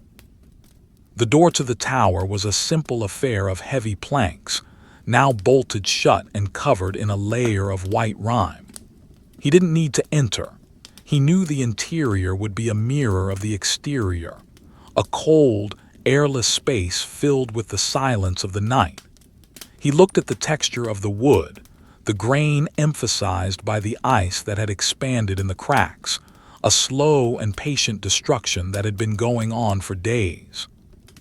The mayor rested his arms on the stone parapet, leaning his weight against the cold limestone. He looked down at his hands, the wool of his gloves looking coarse and heavy in the amber light. He felt a sense of profound, monumental stillness. He was the mayor of a city that had stopped moving, a guardian of a history that was being written in the frost. He thought of the records he had seen earlier, the lists of coal and grain, and how they seemed like relics of a different world. In this world, the only thing that mattered was the weight of the stone and the endurance of the spirit. The wind moaned through the gaps in the masonry, a low, repetitive sound that was both hypnotic and hollow. It was a sound that had no beginning and no end, a continuous loop of cold atmosphere that filled the spaces between the thoughts. He stayed on the ramparts for a long time, watching the way the shadows of the city moved with the flickering of his lantern. The deep blues and grays of the night were so intense they felt like a physical substance, a liquid darkness that was slowly filling the world. He felt a sense of heavy, monotonous peace, a resignation to the environment that was almost like sleep. He was not just observing the city, he was becoming part of its texture, a figure of charcoal and pastel frozen in a moment of eternal winter. He noticed the way a single icicle, hanging from the edge of the watchtower, caught the light of his lantern. It was a long, tapered needle of ice, its surface ridged with the marks of its own slow growth. Inside the ice, he could see tiny, trapped bubbles of air, frozen in place like the breaths of 1,000 silent people. The light of his lantern began to grow steady and low, the flame a small, orange heart beating in the center of the darkness. He knew it was time to move on, to continue his circuit of the walls. He adjusted his grip on the handle, the cold metal biting into his palm through the wool, and began to walk again. His steps were slow and measured, the weight of the night settling into his bones with every movement. He moved toward the eastern section of the wall where the old armory stood, a dark, silent bulk of stone and timber. The textures of the world continued to unfold before him, the frozen mortar, the rough-hewn basalt, the dry, crystalline snow. He was a witness to the stillness, a guardian of the silence, and as he walked along the ramparts, the only sound was the slow, rhythmic thud of his boots, a steady, heavy cadence in the heart of the frozen city. The shadows cast by the battlements were long and distorted, stretching out across the snow-covered ground like the fingers of a giant hand. The mayor followed the path of his own shadow, moving deeper into the indigo night. He noticed the way the light from his lantern caught the texture of the frost on a stone gargoyle, the creature's face twisted into a silent, frozen scream. It was a masterpiece of desolation, a world where the only movement was the slow, rhythmic drifting of the winter haze.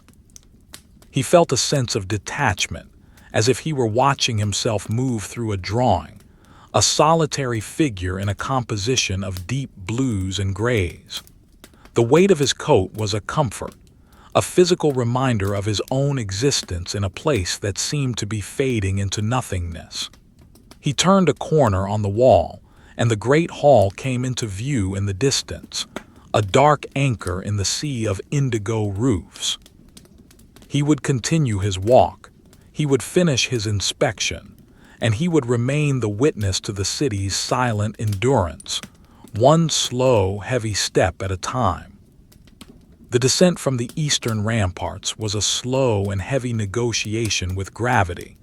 Each footfall on the narrow stone steps a dull, echoing reminder of the city's absolute stasis. The mayor moved with a deliberate, rhythmic caution, his gloved hand tracing the rough, pitted surface of the granite wall as he spiraled downward into the indigo shadows of the street level. The stone was a deep charcoal gray, its texture grainy and unyielding, coated in a fine, shimmering dust of frost that caught the amber flicker of his lantern. It felt like walking through a vintage drawing, where the artist had used heavy, dark paper and layered the shadows with thick strokes of slate and navy pastel. The air here, trapped within the narrow stairwell, was stagnant and thick with the smell of old stone and frozen dampness. It was a cold that did not just bite the skin, but seemed to inhabit the very structure of the building, a silent, mounting pressure that sought out every crack and fissure in the masonry. His breath rose in a steady, monotonous cloud, a pale ghost that preceded him down the steps, momentarily softening the hard edges of the stairs before dissipating into the gloom. He reached the bottom of the steps and emerged near the old armory, a squat, windowless fortress of basalt that stood as a monument to a history of defense that had long since been forgotten. The armory had not seen a weapon of war in nearly a century. Instead, it had become a repository for the city's most mundane records: tax rolls on peat, ledgers of wool production, and the endless, repetitive accounts of the river's height during the spring thaws. The mayor paused before the heavy iron-bound doors, his lantern light revealing the texture of the wood, which was weathered and gray, the grain standing out in sharp, frozen relief. The iron straps were covered in a thick, crystalline rime, the frost forming delicate, fern-like patterns that looked like they had been sketched with a fine white pencil.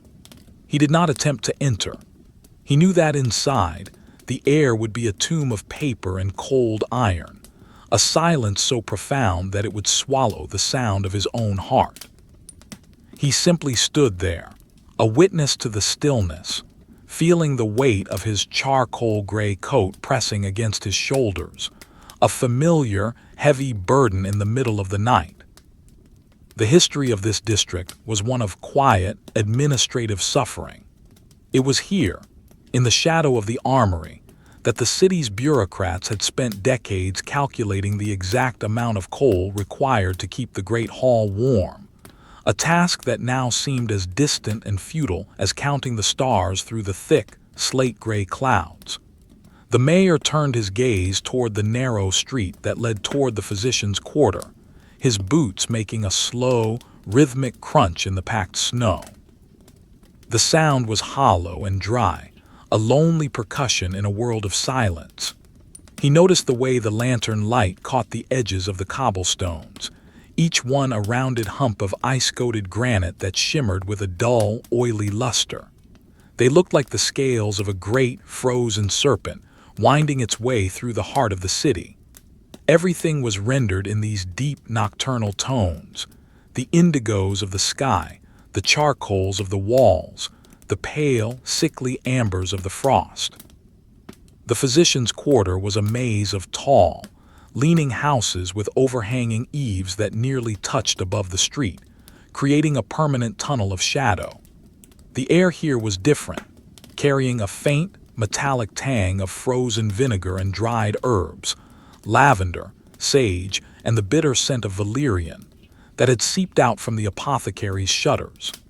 The mayor walked past the closed doors of the clinics, his lantern casting long, distorted shadows that danced over the rough-hewn timber.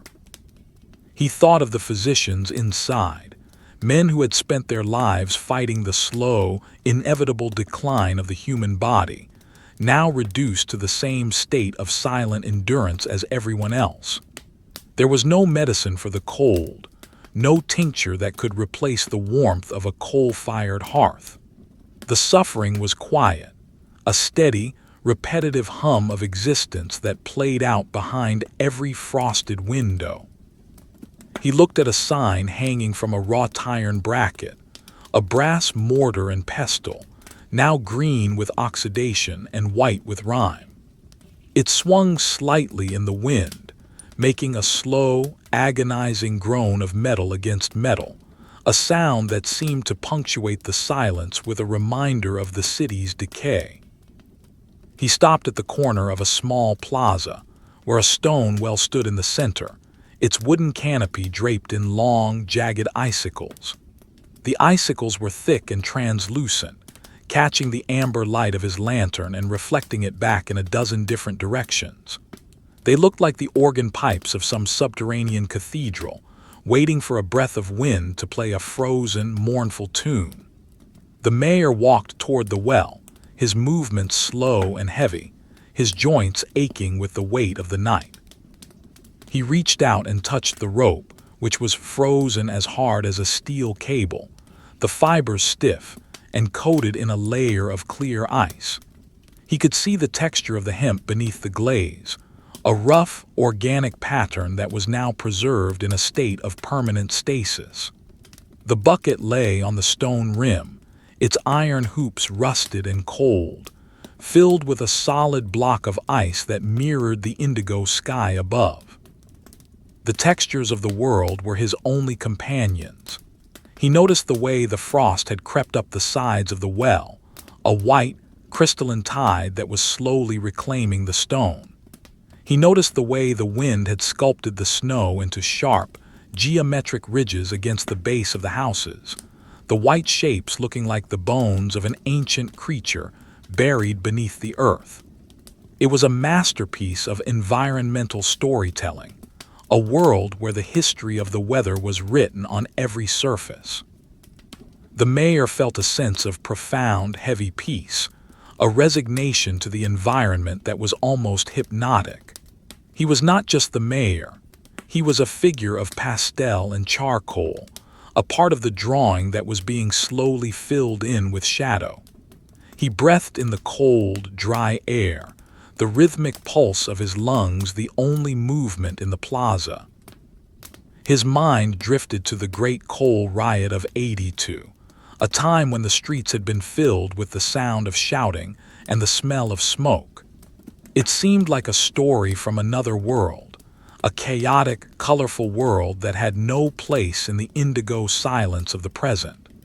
That history was a weight, too, but it was a different kind of weight, a memory of heat that only made the current cold feel more absolute.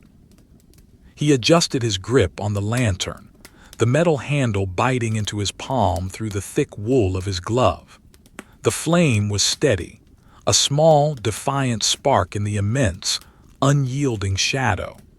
He began to walk again, moving toward the edge of the quarter where the city's old library stood, a dark, silent bulk of stone and timber that housed the collective memory of the people. The walk was long and monotonous, a study in repetition and endurance. Thud, crunch, thud, crunch. The sound of his boots became a mantra, a rhythmic anchor that kept his mind from drifting too far into the void. He passed the closed shutters of a baker's shop, the wood scarred and pitted, the flour-dusted surfaces now covered in a layer of frozen grit. He passed a small shrine built into a stone wall, the wooden figure of a saint now draped in a shroud of white rime, its face a blur of ice and shadow.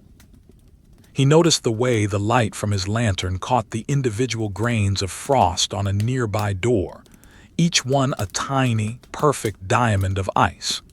It was a world of minute details, a world that required a slow and patient gaze to fully appreciate. The textures of the stone, the wood, and the ice were the only things that felt real, the only things that survived the end of the coal.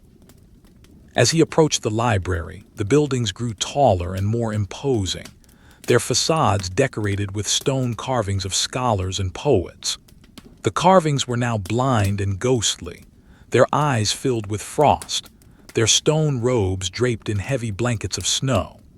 The library was a massive structure of gray limestone and dark oak, its windows narrow and arched, like the eyes of an ancient owl. The mayor stood before the great doors, his lantern casting a long, wavering beam that danced over the intricate carvings. He thought of the millions of words stored inside, the histories of kings, the theories of scientists, the verses of poets, all of them frozen and still, waiting for a light that might never return. The silence of the library was a physical weight, a pressure that seemed to push against his chest. It was a silence of forgotten thoughts and stilled voices, a silence that matched the indigo depth of the winter night. The wind began to moan through the high gables of the library, a low, repetitive sound that was both haunting and soothing. It was a song of the void, a melody of ice and shadow that filled the empty spaces of the city.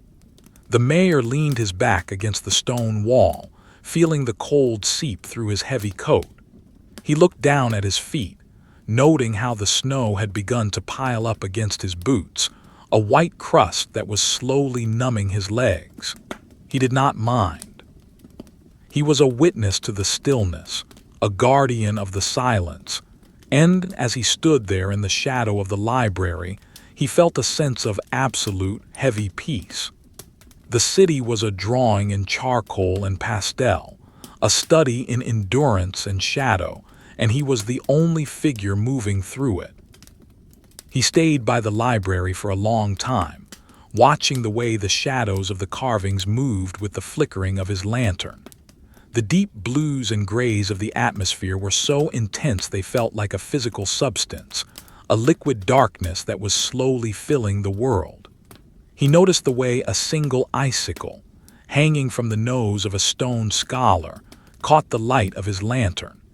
It was a small, fragile thing, a needle of ice that represented the slow, patient growth of the winter.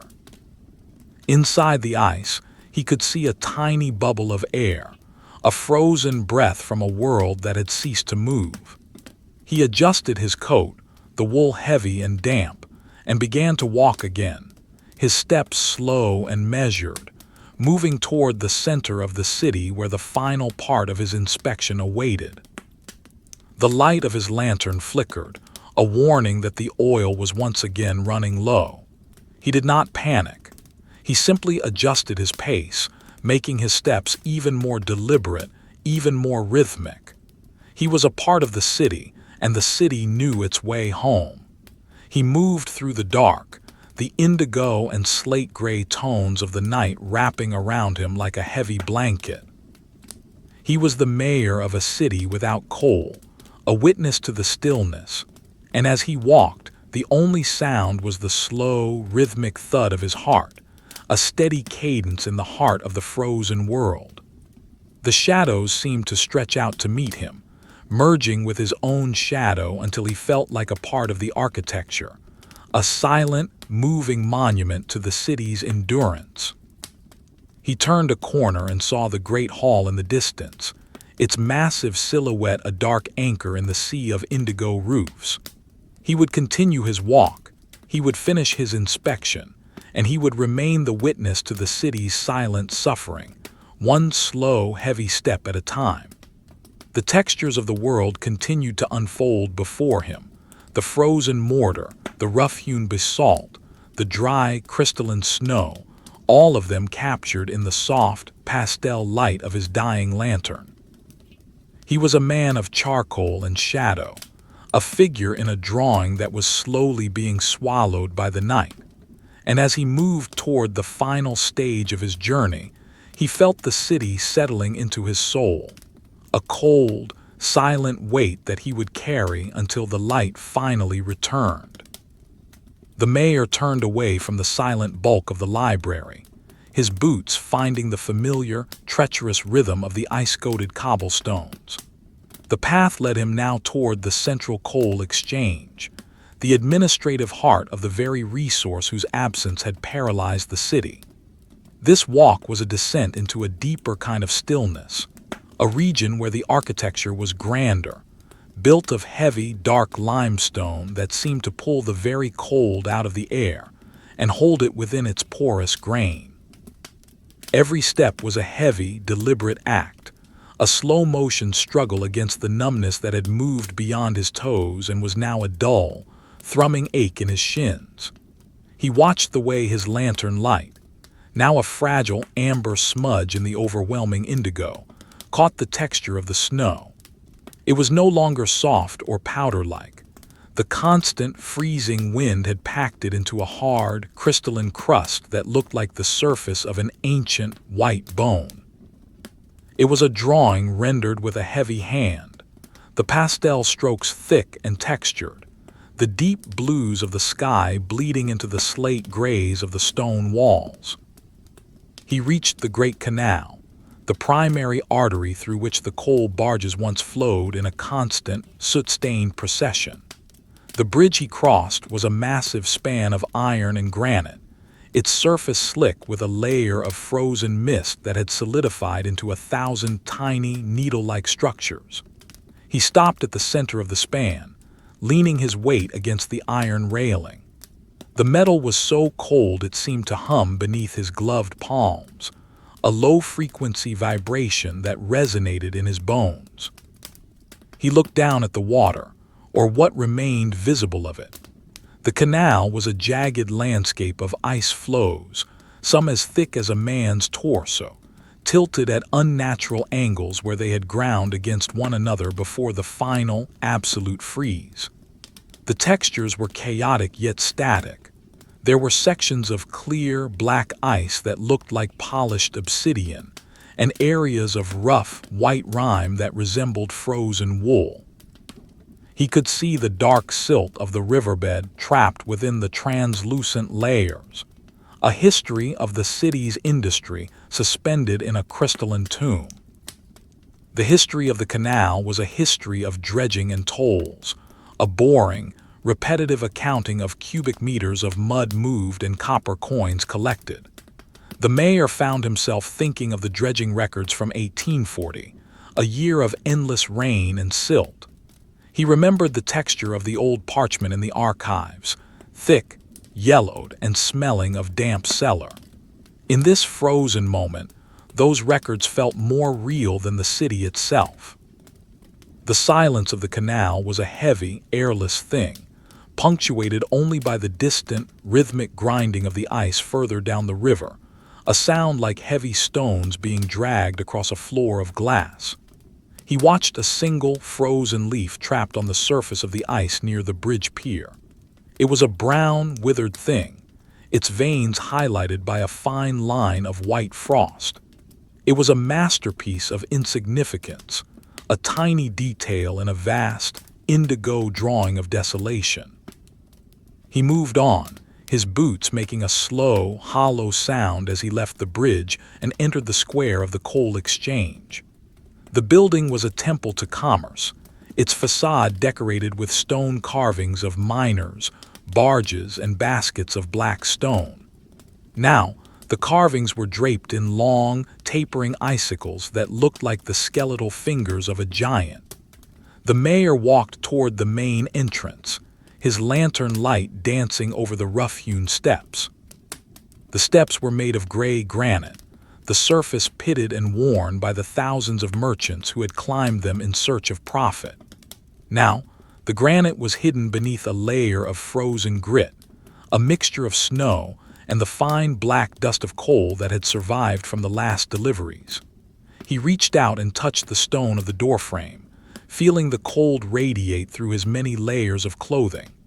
The stone felt ancient, indifferent, a solid mass that would remain long after the city's last hearth had gone cold. The doors of the exchange were made of dark mahogany, reinforced with brass plates that were now green with oxidation and white with rime. He pushed one open, the weight of the wood and the resistance of the frozen hinges requiring a slow, sustained effort. The interior of the great hall was a cavern of shadow, the air stagnant and smelling of old dust and cold metal. It was a space designed for noise, the shouting of traders, the ringing of bells, the scratching of 100 pens. Now the silence was absolute, a physical weight that pressed against his eardrums. He walked toward the central podium, his boots making a sharp, echoing report on the marble floor. The marble was a deep charcoal color, shot through with veins of white that looked like frozen lightning. He noticed the way the dust had settled in the grooves of the floor, creating a fine, gray pattern that matched the atmosphere of the night.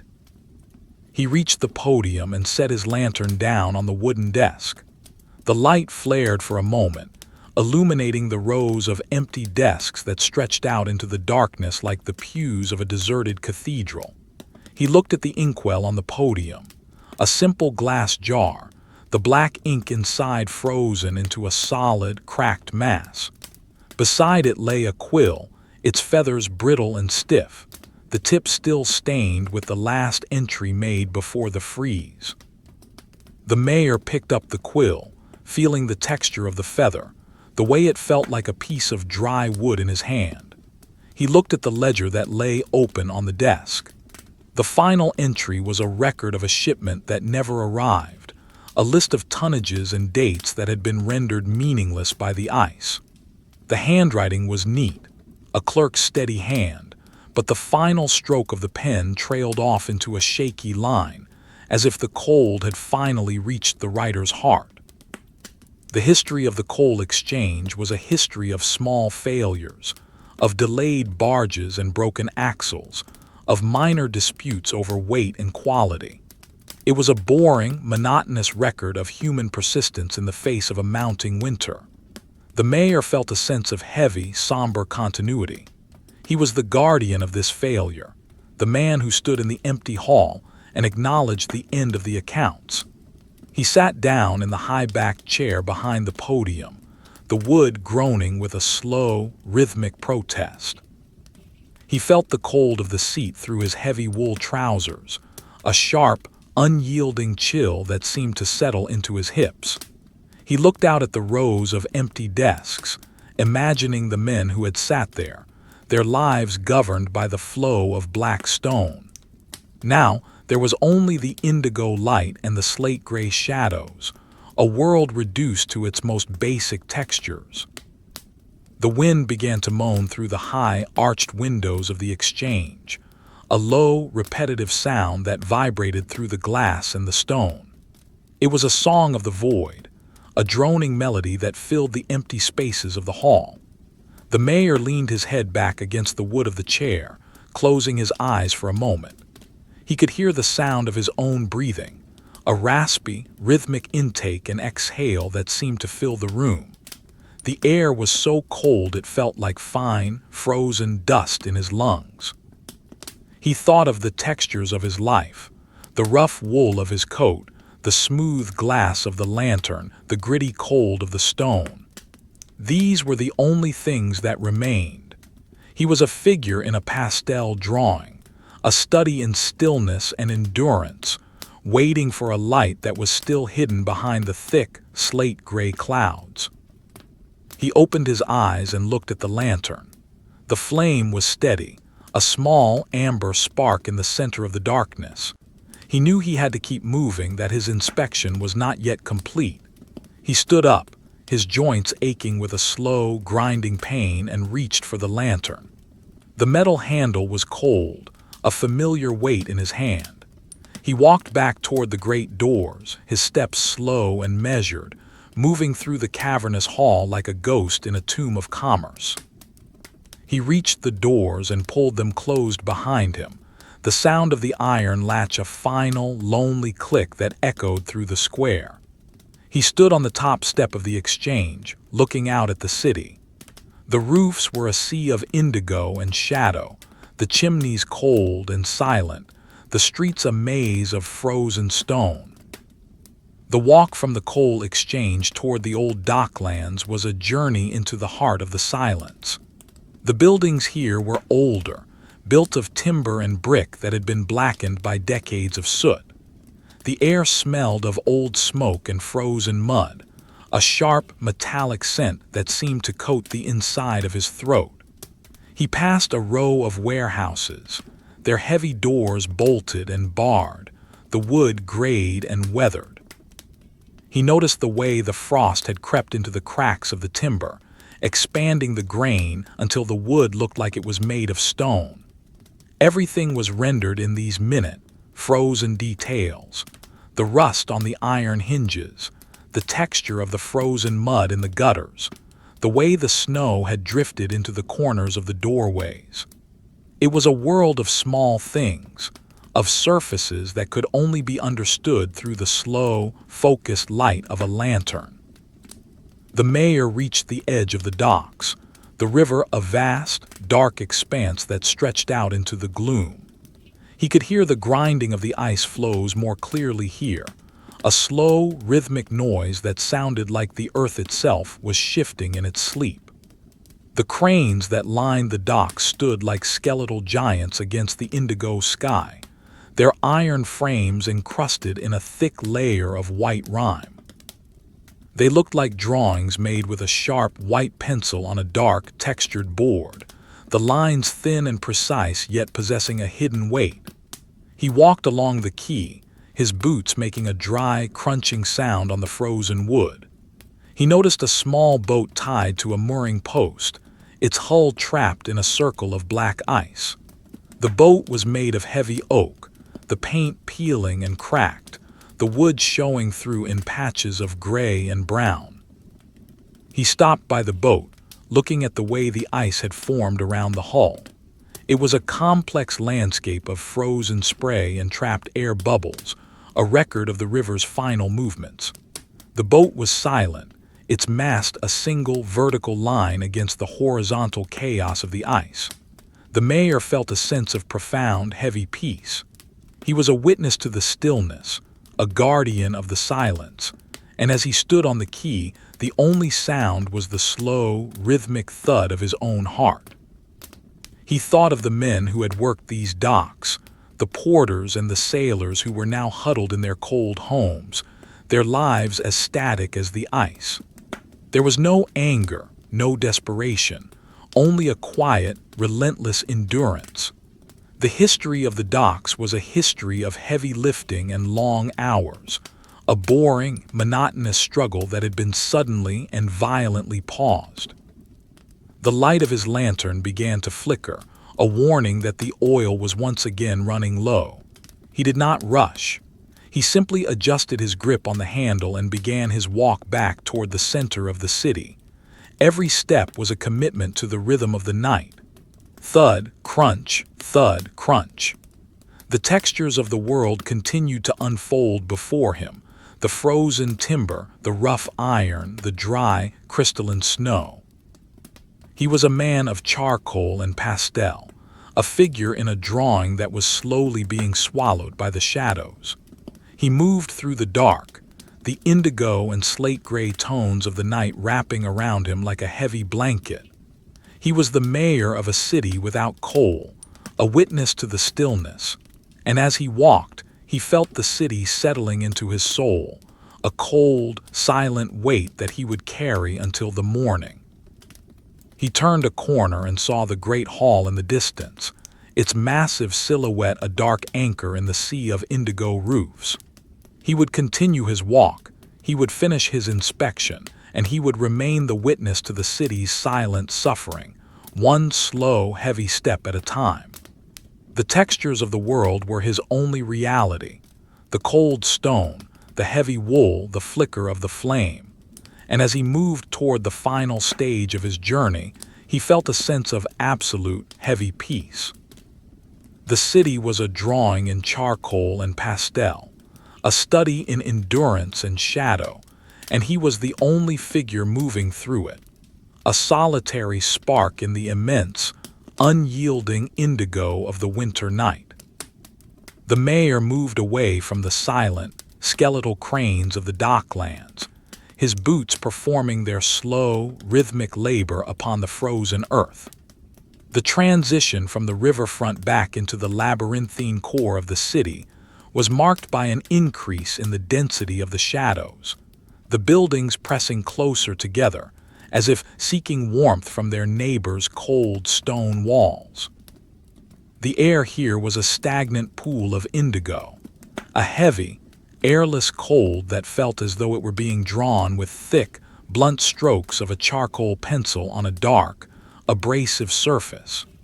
He watched the way his breath billowed out in a steady, monotonous pulse, a rhythmic white veil that momentarily obscured the rough texture of the brickwork before vanishing into the deep blue gloom. Every movement was a calculation of weight and friction, the weight of his heavy wool coat, the friction of his boots against the black ice, the burden of the lantern in his aching, numb fingers. He was moving toward the plaza of the Five Fountains, the ancient civic heart of the city, where the history of the town's water supply was etched into the very masonry of the ground. The plaza was a vast, circular expanse of dark basalt, the stones fitted together with a precision that had survived the passage of 300 years. In the center stood the fountains, a series of 5 stone basins arranged in a pentagon, their central pillars topped with carvings of mythical sea creatures. In any other season, the sound of falling water would have filled this space with a constant, soothing hum, a liquid dialogue that defined the rhythm of the city's days. Now the fountains were silent, their waters transformed into a series of massive, jagged sculptures of ice. The mayor raised his lantern, the amber light catching the texture of the frozen cascades. The ice was not a single, uniform substance. It was a chaotic accumulation of layers, some smooth and translucent like glass, others rough and bubbly like solidified sea foam. He noticed the way the frost had crept up the sides of the stone basins, a white, crystalline tide that was slowly reclaiming the carvings. It looked like a drawing made with soft, white pastels, where the highlights were built up in thick, grainy layers to create a sense of depth and form. He walked toward the first fountain, the one dedicated to the memory of the 1692 restoration. The stone was a pale limestone, now turned a somber, nocturnal blue by the shadows. He reached out and touched the carving of a dolphin, its stone scales covered in a fine layer of rime that felt like cold sand beneath his glove. The history of this fountain was a boring, repetitive record of maintenance, the replacement of lead pipes, the clearing of silt, the annual scrubbing of the basins by the city's junior clerks. It was a history of mundane service, of a city taking care of its own needs with a quiet, unglamorous persistence. The mayor felt a sense of heavy, monotonous peace as he contemplated this history. In a world without coal, the mundane was a comfort, a reminder that the city had always been a collection of small, repetitive tasks. He looked at the ice that filled the dolphin's mouth, a solid, unmoving tongue of frozen water that caught the flickering light of his lantern. The wind began to moan through the open expanse of the plaza, a low, constant hum that vibrated through the stone and the ice. It was a dry, airless wind, carrying no scent of the earth, only the metallic smell of the frost and the faint, bitter odor of old soot. The mayor pulled his collar higher, the coarse fur of the lining rubbing against his chin with a familiar, rhythmic texture. He moved to the second fountain, his boots making a slow, echoing sound on the basalt. This fountain was larger, its central pillar a tall, fluted column of gray granite. The ice here had formed into long, organ pipe structures that reached from the top of the column down into the frozen basin below. They were thick and heavy, their surfaces ridged with the marks of the water's final, struggling flow. He watched the way the lantern light danced over these icy pipes, creating deep, obsidian shadows that seemed to shift and breathe in the amber glow. It was a masterpiece of chiaroscuro, a study in the play of light over frozen textures. He spent a long time in the plaza of the Five Fountains, moving from one basin to the next with a slow, deliberate reverence. He was the witness to the silence, the guardian of the stasis. He noticed the way the snow had drifted into the corners of the plaza, forming smooth, aerodynamic dunes that looked like the white bones of a buried city. The textures were his only reality.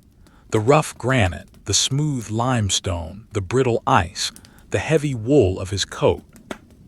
He thought of the citizens who usually gathered here, the gossip and the laughter that once filled the air, but those memories felt like a vintage drawing that had been faded by time and shadow. The reality was the cold, a deep and structural cold that had inhabited the very foundation of the plaza.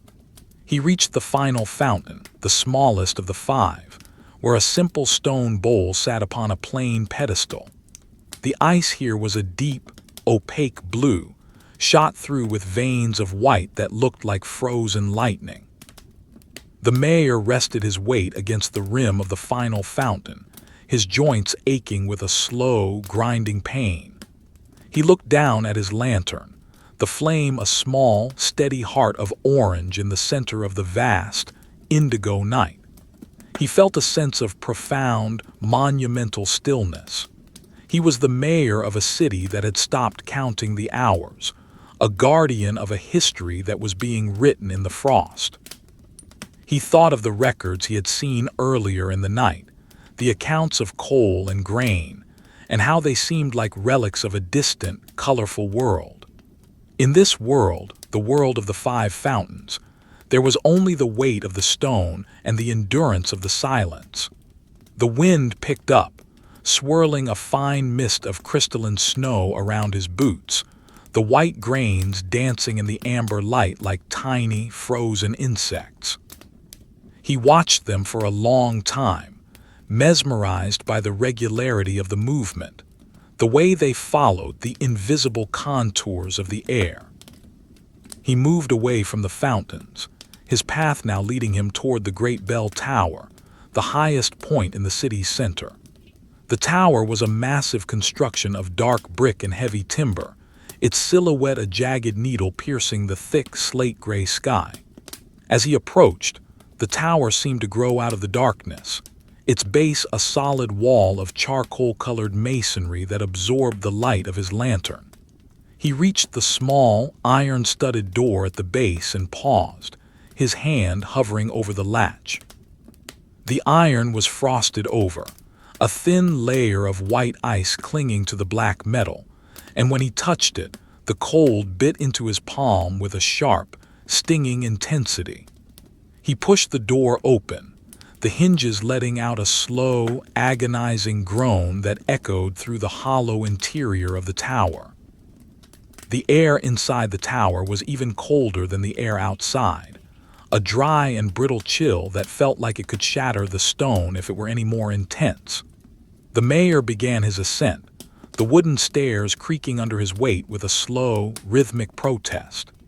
Each step was a deliberate movement, a slow climb into the heart of the silence.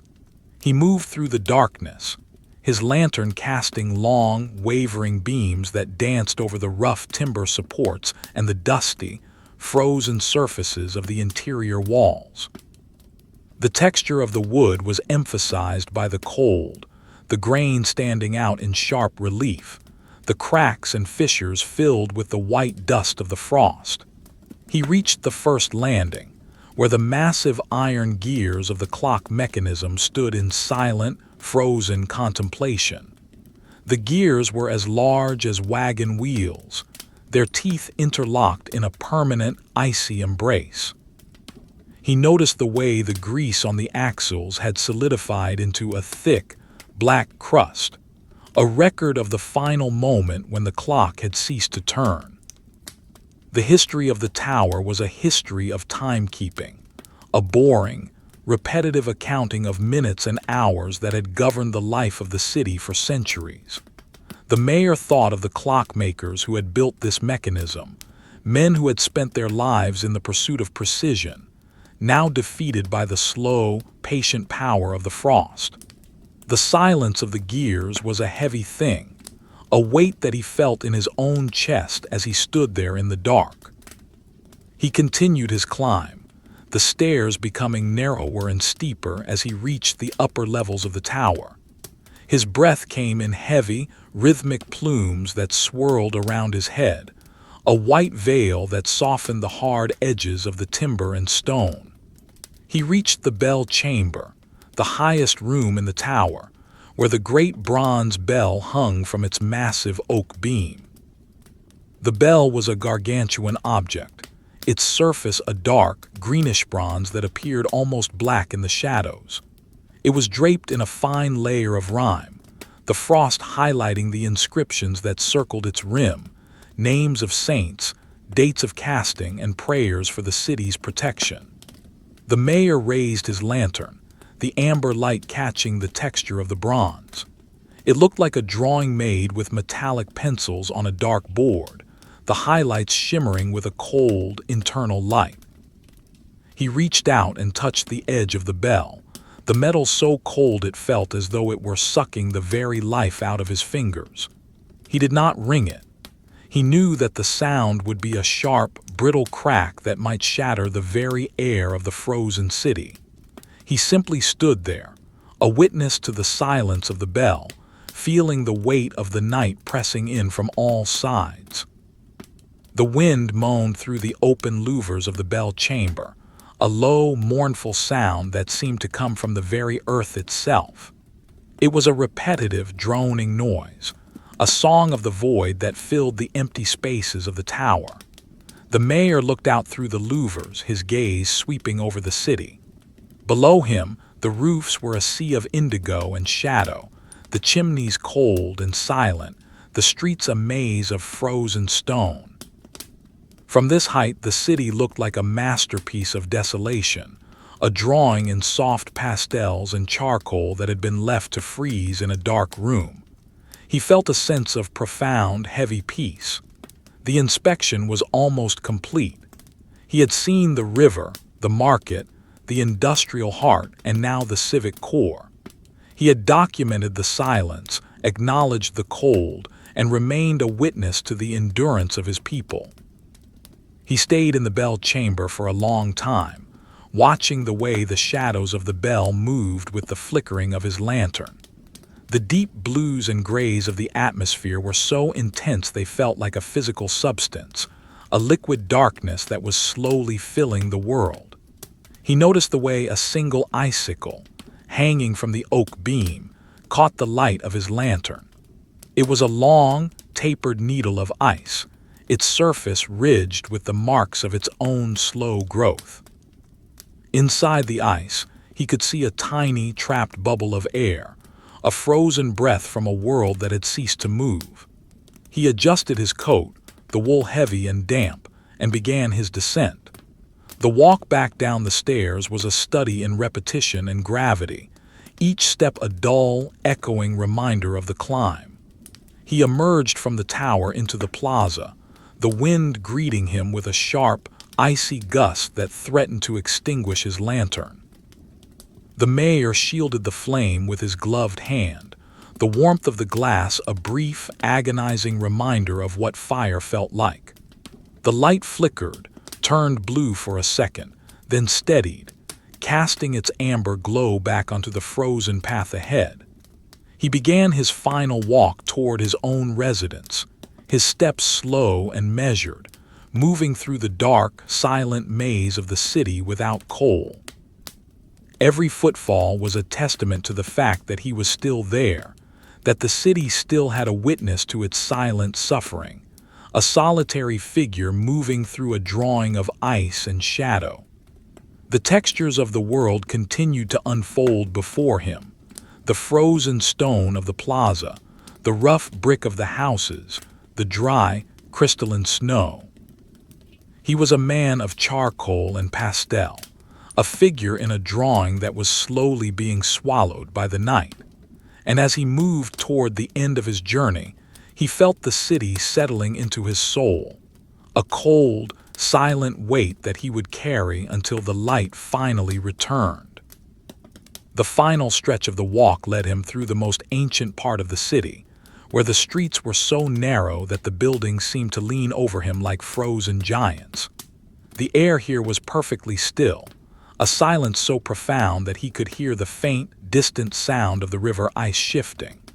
It was a low, grinding noise, a reminder that the world was still moving, even if the city was not. He reached the corner of his own street, the stone walls of the houses glowing with a faint, ghostly light. He looked at the texture of the frost on a nearby window, noting how it had formed a perfect, symmetrical pattern that looked like a frozen flower. It was a final, small miracle in a night of cold wonders. He walked toward his front door, the iron latch a cold, familiar weight in his hand, and as he stepped onto the portico, he paused to look back one last time at the city he governed. It was a masterpiece of stillness, a drawing in soft pastels on a dark board, and he was the only figure left to see it. The mayor stood on his own portico, the heavy oak door having swung shut behind him with a sound that was less a noise and more a vibration of finality, a deep, thudding resonance that settled into the frozen marrow of the house. He remained there for a moment, his back against the cold timber, letting the silence of the interior wash over him like a slow, dark tide. The air in the foyer was a stagnant pool of indigo and slate, a pocket of air that had been disconnected from the wind, but held captive by a chill so profound it felt like a solid substance. His lantern, the flame now a mere pinprick of amber light, cast a long, wavering shadow across the floorboards. The wood was dark and old, its grain emphasized by the dust and the frost that had seeped through the cracks in the threshold. He watched the way the light caught the texture of the wood, the fine, swirling patterns of the timber looking like the strokes of a charcoal pencil on a dark, textured paper. There was no movement here, no sound of a crackling fire or the rhythmic ticking of a clock, for the mechanisms of the house had surrendered to the frost days ago. He was a figure in a still life, a drawing of a man returning to a tomb of wood and stone. He began the slow, heavy process of moving through the foyer toward his study. Each step was a measured negotiation with the silence, his boots making a dull, muffled thud on the floorboards that seemed to be swallowed by the shadows before the sound could even reach the walls. He felt the weight of his wool coat pulling at his shoulders, the fabric heavy with the dampness of the night, and the fine, crystalline rime that had settled into the fibers. The texture of the coat was coarse and unyielding, a rough-hewn barrier that had served its purpose during the long inspection. He reached the bottom of the stairs, his hand finding the mahogany banister. The wood was shocking in its coldness, a smooth, polished surface that felt like a rail of solid ice. He traced the curve of the banister, feeling the grain beneath the thin glaze of frozen moisture, a sensation that was both familiar and alien. This was his home, the seat of his authority and his history, and yet it had become as indifferent and cold as the great hall or the silent warehouses of the docks. The mayor reached the door of his study, a simple construction of dark pine with a brass handle that was now green with oxidation and white with frost. He turned the handle with a slow, deliberate pressure, the metal creaking with a dry, metallic protest that echoed through the empty hallway. The room inside was a sanctuary of deep blues and grays, the walls lined with books whose leather spines were cold and stiff to the touch. The air smelled of old paper, dry rot, and the metallic tang of the frost, a scent that was both comforting and desolate. He walked to his desk, a massive piece of furniture carved from a single block of dark oak, and set his dying lantern on its surface.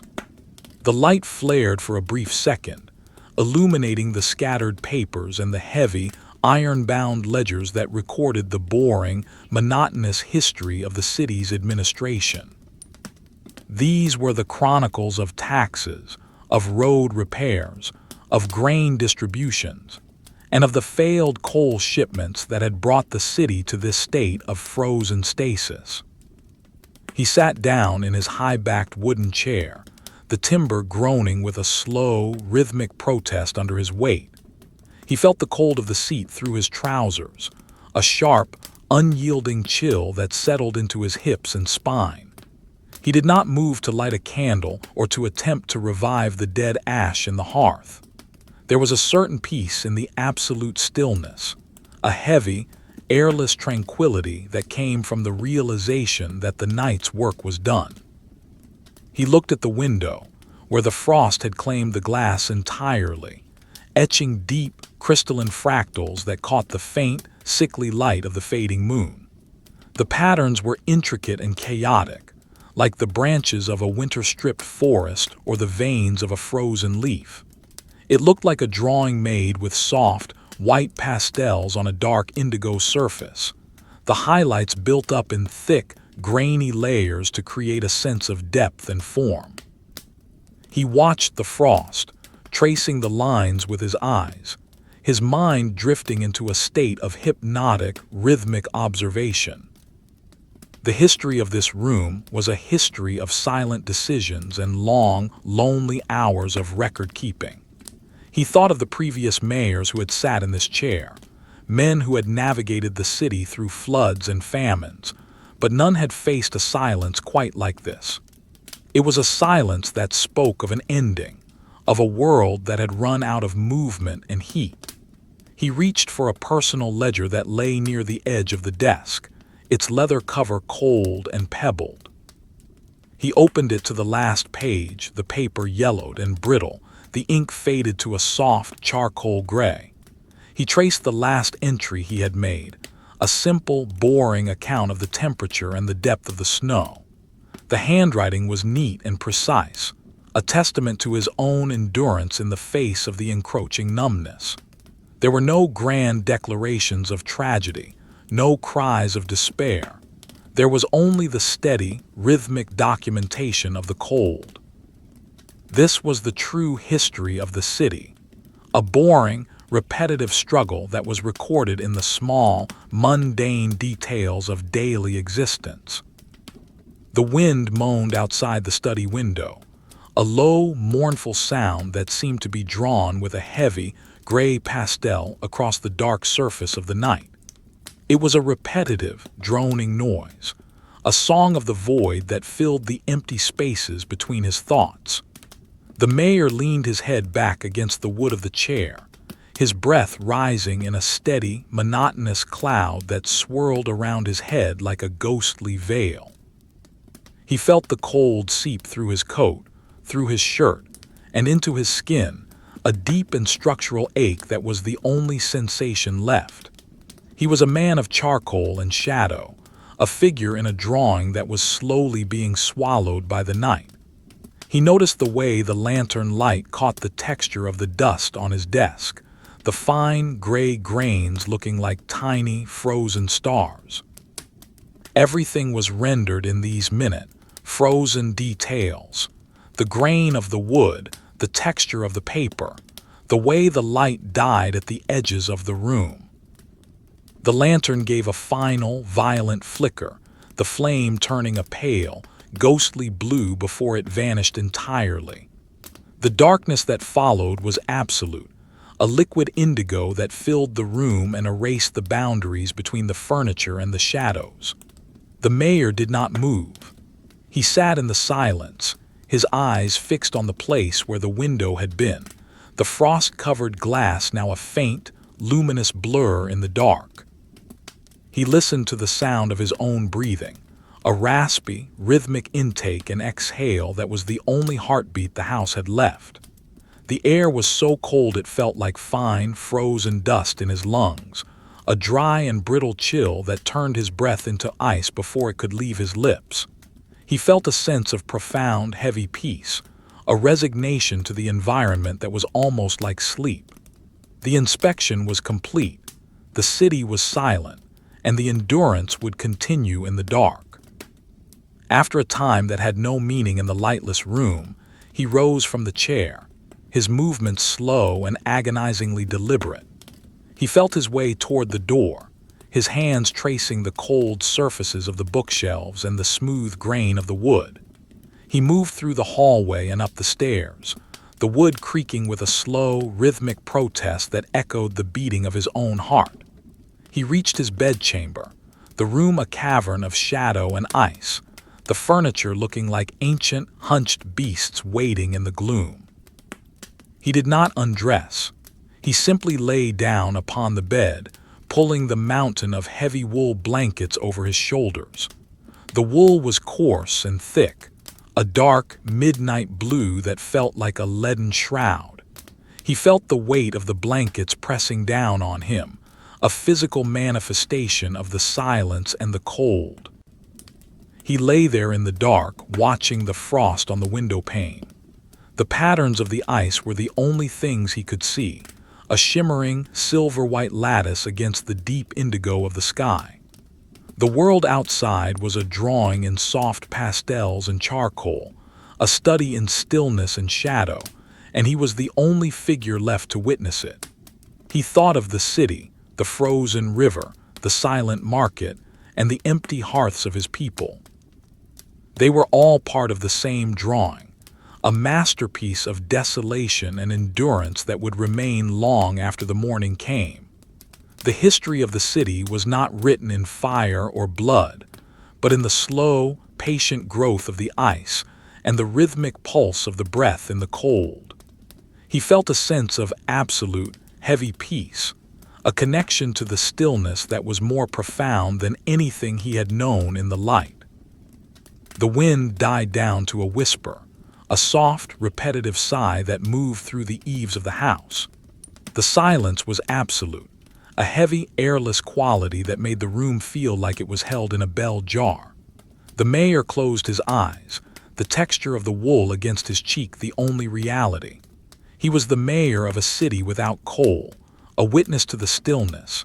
And as he lay there in the dark, he felt the city settling into his soul, a cold, silent weight that he would carry through the long, heavy hours of the winter night. There would be no thaw today, and perhaps none tomorrow, but the city would endure, one slow, heavy breath at a time. The drawing was complete, the shadows were deep, and the world was at rest in the heart of the blue ice. The textures of the night remained, the rough wool, the frozen wood, the biting sting of the air. They were the constants in a world that had stopped moving. He listened to the rhythmic sound of his own existence, a steady cadence that echoed the silence of the city. He was a guardian of the history of the mundane, the chronicler of the quiet suffering and the silent endurance. As he drifted toward the edge of sleep, the image of the city remained in his mind, a collection of deep blues, slate grays, and charcoal shadows, a masterpiece of environmental storytelling that required no words, only the strength to remain standing in the cold. The loop of the atmosphere was seamless, a continuous stream of ice and shadow that wrapped around the city and the man, holding them both in a state of perfect, heavy, and monotonous stillness.